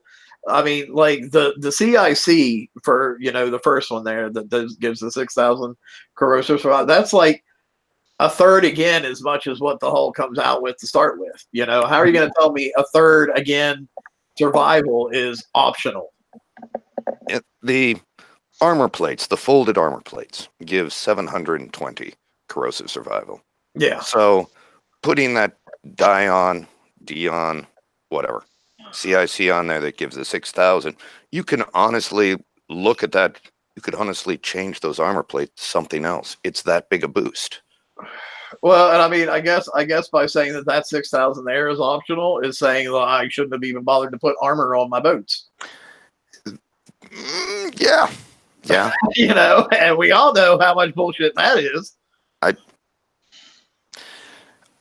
As a NemX guy, we're going to get to the NemX boosts, but these Saturn boosts are just staggering. 12% damage at level 1. Seriously, are you guys armed with like tennis ball guns at the moment? Because all the damage bombs in here, it's amazing. 12% per hull, and then if you get to level 3, an extra 50% bump. I'll be honest. When I hit some of the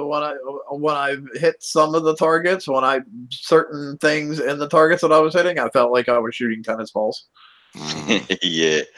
I've hit a 100 with 2 fully built ships with 2 plates of armor each, and I couldn't get out fast enough. Well, that's designed for a full fleet with flag. Yeah, because everybody has that. Oh, I know. No, that's yes.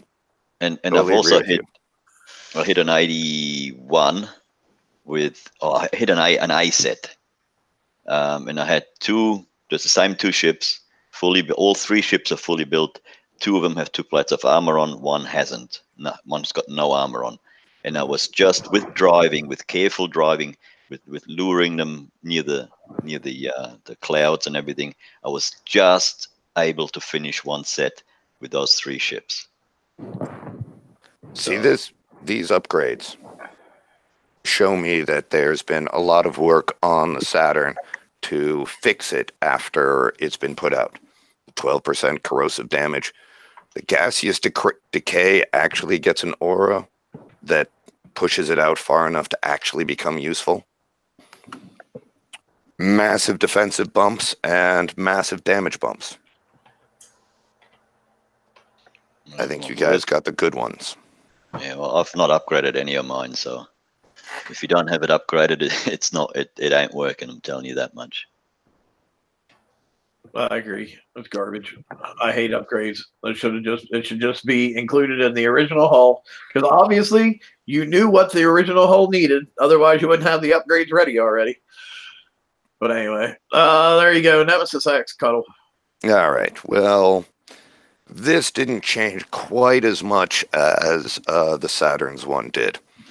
So we do get the 3% combat speed on a regular Nemex's, which is an aura which hits everybody. And on a level 1 on the flagship, we do get the 50% turn speed, which is an aura and hits all of our ships. And that is also very, very welcome. At upgrade 2, we get mines. Well, we get a 20% reload, which I don't think we actually need, but cool. And we get the mine layer. These look pretty interesting. 600k damage, that is penetrating damage. These mines do not move and can be destroyed by incoming enemy ships.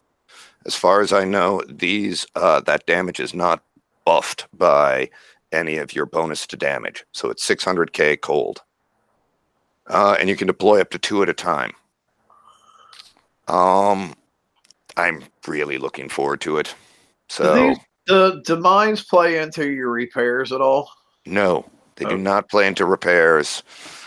We have an infinite amount of mines, as long as we have time, because the mines only last 22 seconds and then they go away. So, yeah, I actually really like these. I'm looking forward to playing around with them. Hopefully, they can help. I am disappointed by the fact that these are penetrating damage and not the mines are penetrating damage and not corrosive damage. If they were corrosive damage, I would have a good way of dealing with the ghost crawler. Right. Which is probably specifically why they're not corrosive damage. True. At upgrade 3, we get 4% penetrative damage. That is also an aura, so it hits all of our ships. We get 5,000 penetrating survival, which is great. But that ain't the 9,000 corrosive deflection that or corrosive survival that the Saturn people get. And finally, honestly, from what I've been hearing, most them people aren't really getting hit hardly at all by corrosive stuff. Yeah, I'm not getting hit, except for the stupid chase ships in the 100s. They're just killing me. And for the flagship at level 3, we get the upgraded mines. Start doing 1,200 damage, and we actually get a slow out of it.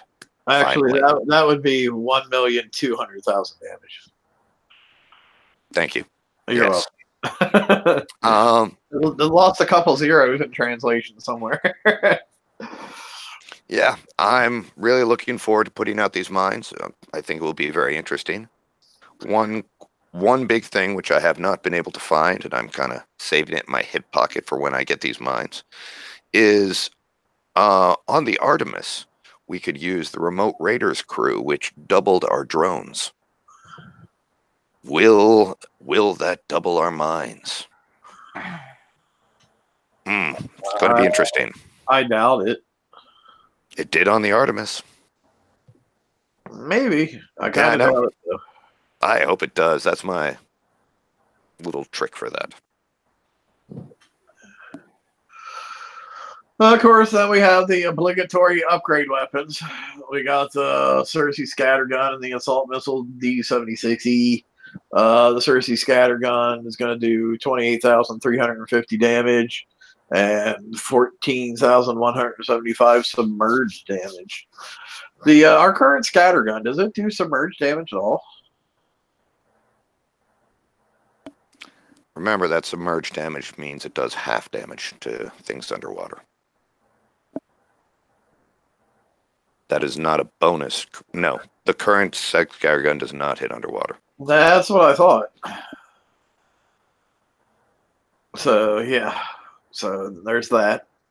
Then the assault missile is what 39,375 damage, and that gives you 10% turn speed. So there's your upgrade weapons.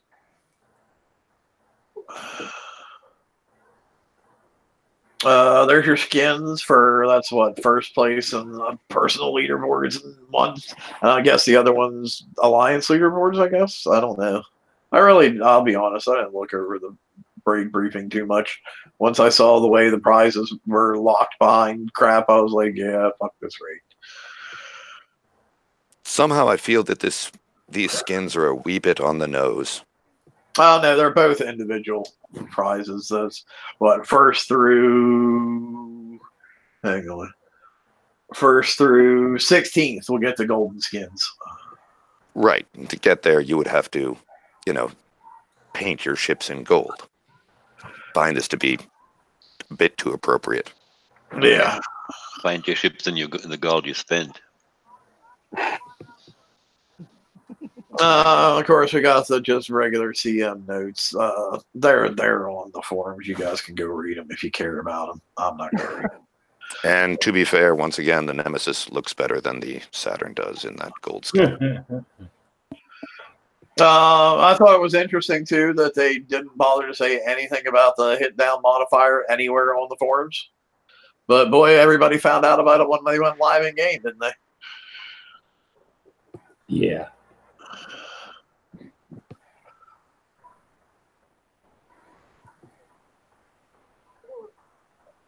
I did get a kick out of the defense update has decreased the stratification of events target performance. Skilled driving correct builds will still earn lower repairs than those not using skilled driving or correct builds, but the extremes of having some of that some that can complete the target with no repairs, which I've never seen anybody in the past 6 months do a raid target for 0 repair.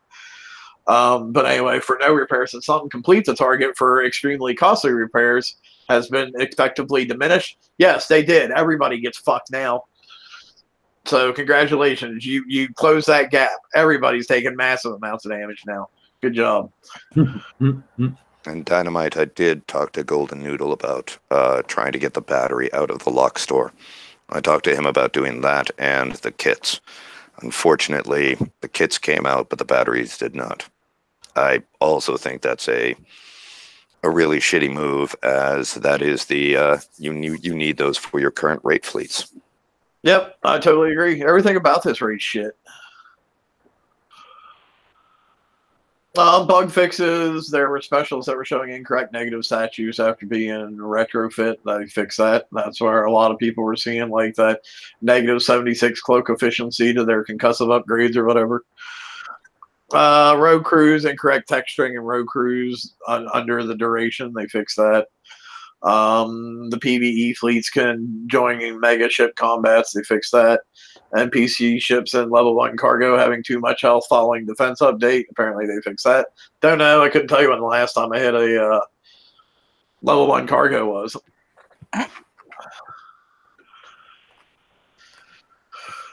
Oh, and this is just a little blurb that I grabbed off of Discord. It says, we tune primarily based on combat data, less so feedback.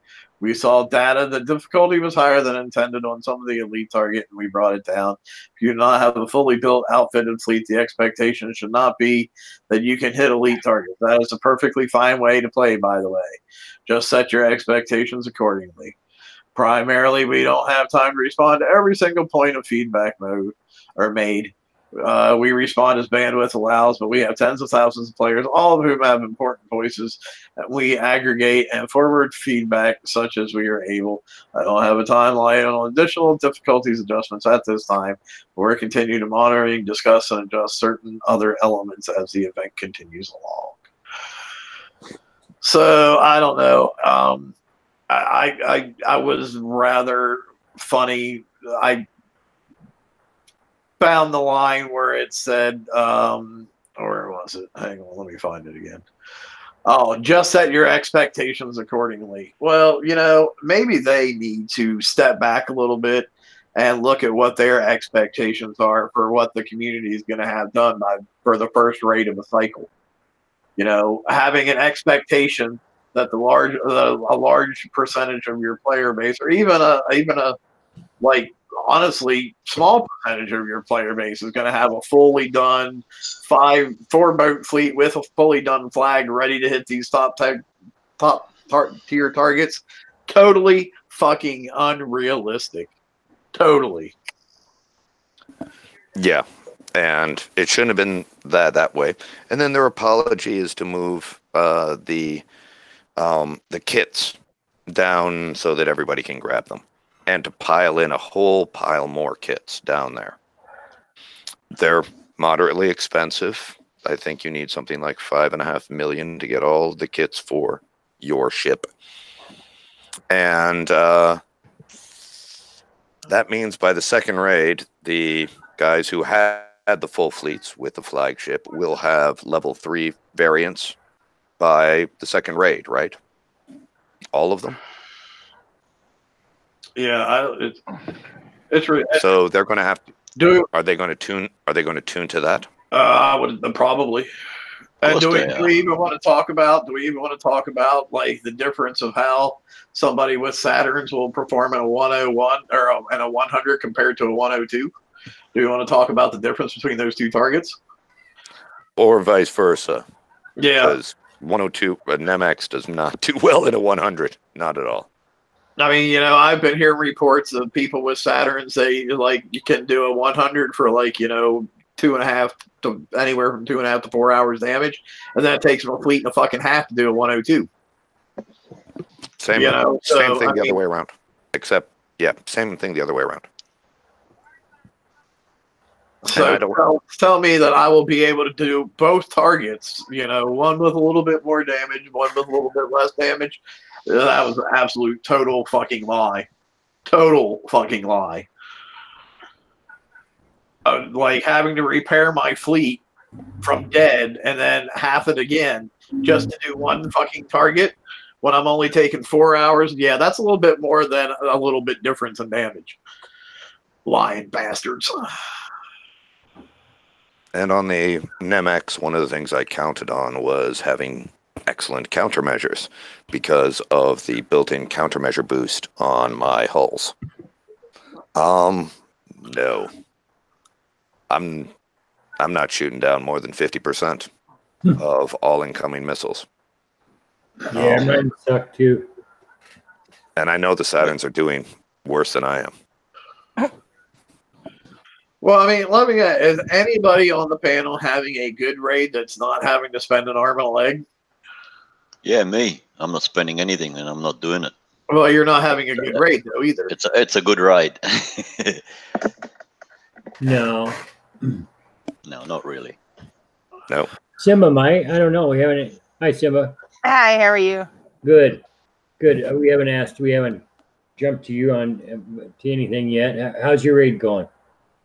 9 million. What's that? 9 million. Okay, so for you, that's just not normal. No, but I'm not spending like I usually do either. Good. Well, no, I mean not good, but that's just. No, you had it right. You had it right when you said good. Well, no, I'm. Yeah, I'm myself. I just am not. I'm not ready for the raid. I don't have a fleet that can do it. So I've got 8 days left on my lead. So I have the lead Saturn, but that's basically all I have. I have 4 other blank hulls, and they hit. I guess they could do a 60 set, or you know, but that's kind of more targets that I'm interested in. Actually, I want to try something. Right now. I'm currently using my my Saturn flag, which is fully done, and I have a second Saturn that's fully done, but it's not fully ranked. And I have 3 blank hulls. What I do is I just let the flag and the and the other one go on auto, and I can do like an 81 and then repair for like 2 hours or whatever, and then I go and do an 83 and repair for 2 hours. And that's what I'll do for the entire raid. And if I, whatever the tokens I get is what I get. And apart from that, they can suck a dick. Yeah, I didn't make it through the 80s, so I'm done to the 60s. And I'm really not that kind of a player. So I'll be ready maybe for the next one. So. Okay, where the hell's my Sadies? All right, now this is. Hey, but remember, hitting that blitz button is apparently challenging. They like to end game to be challenging, so apparently it's very challenging to hit that blitz button. Yeah. Okay, I'm just screen sharing the fleet that I hit with. Now I did. Well, hang on. Let me stop presenting slides, I guess, and we'll go over to you screen sharing. All right. So this is the fleet I hit with. It's not fully built. Like you've got 2 plates armor on there, 2 plates there, and 2 plates there. Sorry, no plates there. Now this was totally dead, the lead ship, but I did repair it. Oh, I started to repair, and I've taken it off and finished the Manny course. Now this one has got no armor on it, and it's only got 5 specials, and it took less damage than the one with 2 plates of armors and 5 specials and 6 specials. And also that died, so the one without the armor took the least amount of damage out of the whole fleet. I've got no idea how that happened. It's got no battery on it, and these ones have got the wrong battery on it. So I've got no idea how that happened, but it happened. And they were all. I'm wondering if it was maybe lagging behind a little bit, like the one with the most damage was the one getting hit by the missiles. They were all stacked. I didn't see him come apart or anything like that. Well, right, but just being all stacked doesn't necessarily mean anything, though, because there's always going to be one that gets hit by the brunt of the missiles. You know what I mean? Yeah, but I guess that would have been the first one, the one in the lead, I guess. But the other 2, it's all over the place. It's been my experience. Yeah, it's got no battery on it, so I didn't get close enough to a turret, but yeah.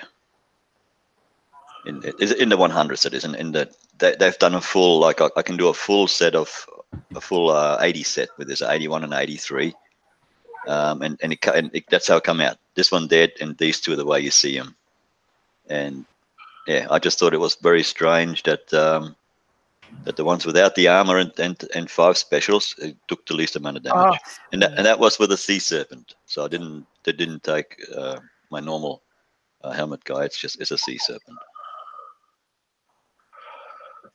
Now, is anybody else having problems where, like, the subs will come and track you down while you're in a cloud? Besides the ones which have the little yellow symbol on them, those guys just will chase you down, period. If you are too close to the enemy ships, when you think of like going into the cloud like submerging, these guys have enough. If you're close enough, if the ghost crawler is close enough when you go in the cloud, it can still see you, and will just continue to chase you.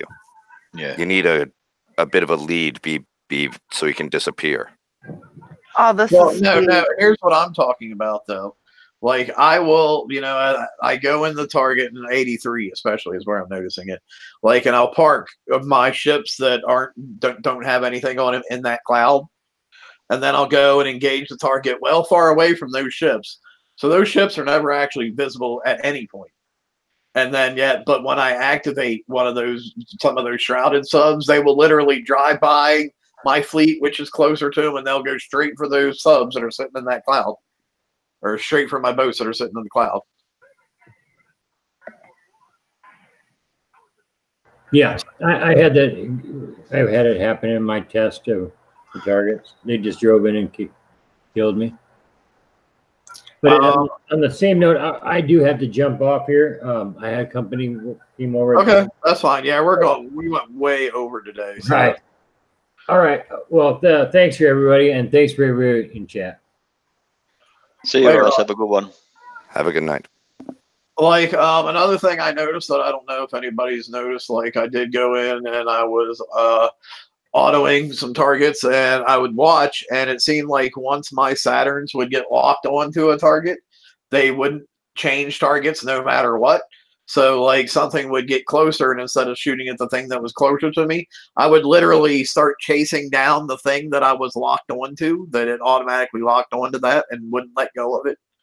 You know, so like while I'm getting shot at by all these little subs, my two boats are running after this ghost crawler trying to catch it, and you know they're just getting annihilated by all this other stuff that's closer to them.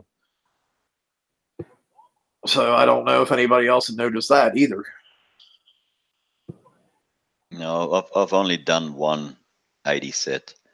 I've used my Manicores. I've refitted Manicores. I've put two of the new scatterguns and two of the normal ones on it, and I've changed some of the specials. And I did, I think I did 760 sets on auto, and that works quite nice. I mean, the fleet's stuffed after that, but yeah, that I'm not driving. I'm not driving for, you know, to in and out of those clouds, and it takes forever if you want to do it without much damage. So I'm not driving. So the Manicores is going to be it, and I'm going to throw them in the 60s whenever I've got time, whenever I'm not doing anything, and whatever I get, I get. Okay, that was sweet. So, for anybody who cares, if you want to toss money into this shit show that we got going on right now, there are 2 gold deals right now. You can get 50 gold for $1.99, or you can get 2,950 gold for $200. Some of us didn't get that 50 gold offer. I didn't get that one. I only Neither got the did I. 199 one. I got 50 gold on for $1.99 on mine. It's probably because it's been so long since I bought any gold. I've got the $200 deal for 2,950. Then I've got the 99 for 1325. I've got the 49 for 625, and I've got the 1999 for 240. And that's Yeah, it. see, I don't have any of those other ones that you talked about. I just have the $200 one. So targeted Everyone's marketing. got something. I'd really like to know how they base what people like, who gets what deals on this kind of shit. I would think anybody with any amount of common sense would want to give all the gold deals to everybody. That way they have the most chance of maximizing their sales. You know? When was the last time you refreshed? I'm gonna refresh right now. Yeah. Me? I just logged in the game like 2 minutes ago. Oh, okay. No, I just thought maybe you've come on right when that happened, you know. No. But it's been longer than that. It's been longer than 2 minutes. No, because I came in because I was gonna screen share and show my 2 boats autoing 80s for if anybody was interested in looking at it. Well, how much damage did you get in the 80s? I don't know, like 2 hours or something with no crew. Okay, I just did it for 14 minutes. That's full on auto, no driving. Okay, I'm driving. Yeah, I just got 14-minute damage, so quick and base repair. How many boats are you using? 4 Saturns and that's the difference. That's 80s. the difference. I'm using 2 boats. Yeah, I mean, I just broke out the 80s.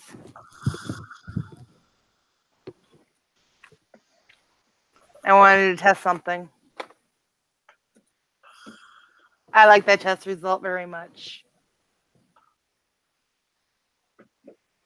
See, do I get any different deals? Did you use a Katie's?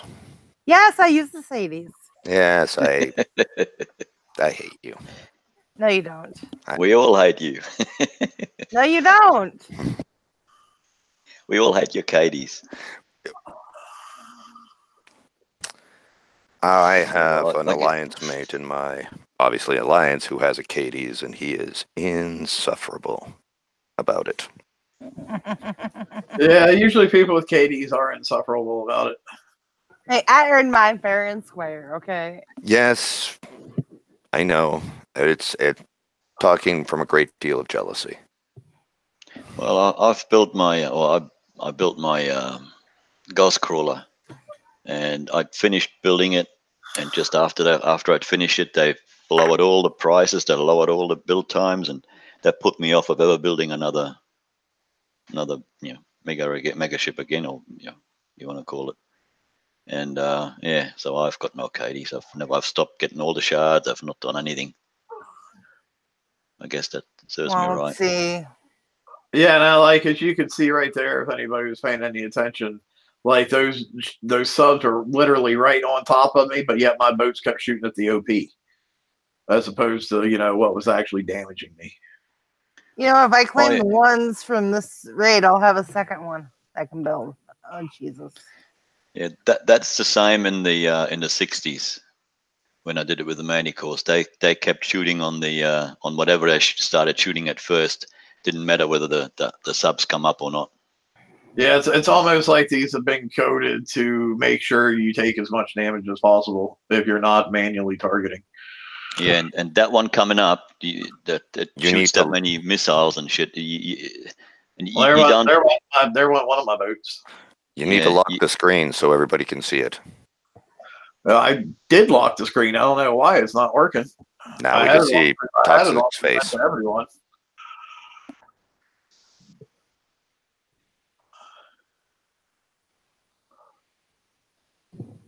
There we go. I don't know what changed because I had it on present to everyone.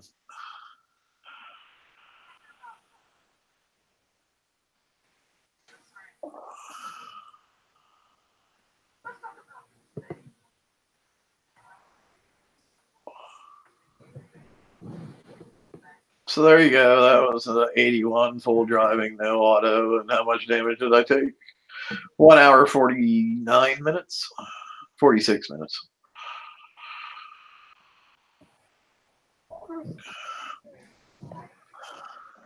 Nice how they're aimed at your flagship only. Yeah, I know, right? Well, although in my case it does make sense because the other boat is not fully ranked, so the flagship is probably generally going to be out in front a little bit. Yeah, okay. Current speed being faster and whatnot.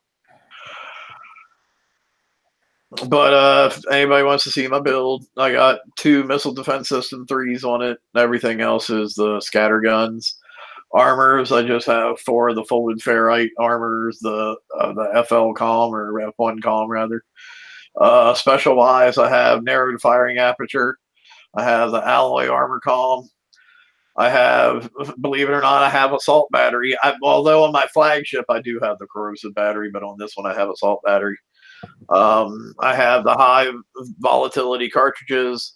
I went with scatter system to get the extra multi-shot and more reload and combat speed. And then I went with the corrosive resistors. Okay. When I saw the battle report, I guess, it seemed to me that there's a lot more penetrative damage coming my way rather than corrosive. Well, that's because your corrosive survivability is so much fucking higher, though.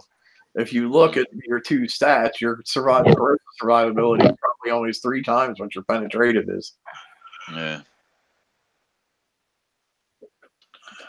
So I'm wondering whether instead of the alloy comm, put the RA3 on it. I'm gonna do it for 1, I think, just to try it out. But anyway, we've gone excessively long tonight, and we've had over a 2-hour show tonight. So definitely, I'm calling it at this point. Thanks everybody in chat for coming out. We had a really good chat tonight, and I always like seeing when that's going on. So I'll put a link in for the after show for anybody who wants to jump on. But if you're doing the raid, have fun. If you're not doing the raid, good on you, in my opinion. I'm not going to tell anybody else how to play their game, but I definitely recommend not spending on this piece of crap, for sure. But what you do is up to you. I do recommend that everybody at least start the raid. I don't care if you just send one ship into a singular target and it dies instantly. That's all you want to do with the raid. That is fine. That is enough to get you the participation award of this raid. The gold lovely star. badge. Yeah, the gold star of this of this raid for participating, which is 10 upgrade kit tokens for tier 8 assault ships. Rent, so you can use them on anything, like say your flagship, and get that to upgrade level 1 for, well, the build time, but you'll get it for free. No, Just with the participation badge. Are they giving me a build token to go with those kits? No, you're gonna have to eat that. Well, It's a gold star, man. It's just a participation ribbon. If they're not giving me a build token to go with them, they can suck a dick. Is that today's favorite saying? That's honestly my attitude towards this company going forward until they get their shit together. But anyway, we're out, guys. Before we go, I just want to say thanks to Damnation for bringing on Killer Queen and showing us that we're being stooged just by the same people as they were. So it's the same all over. Thanks for that. It was very good to have heard all that from someone who plays the other game. Yeah, and that's it for me. Uru. And like I said, I there was no preset thing of come on and say, oh, this bad shit about Wrong Thinker. I literally had sent 2 texts to her, one asking her if she wanted to be on the show, and then the other one confirming that she was going to be on the show. And that was all the discussion we did before we got on here. So there you go. So, but as always, give us a subscribe, a thumbs up, add your friends to the page, all that fun shit, and we're out. Talk to you guys later. Bye. Oh gosh. Bye, guys. Bye.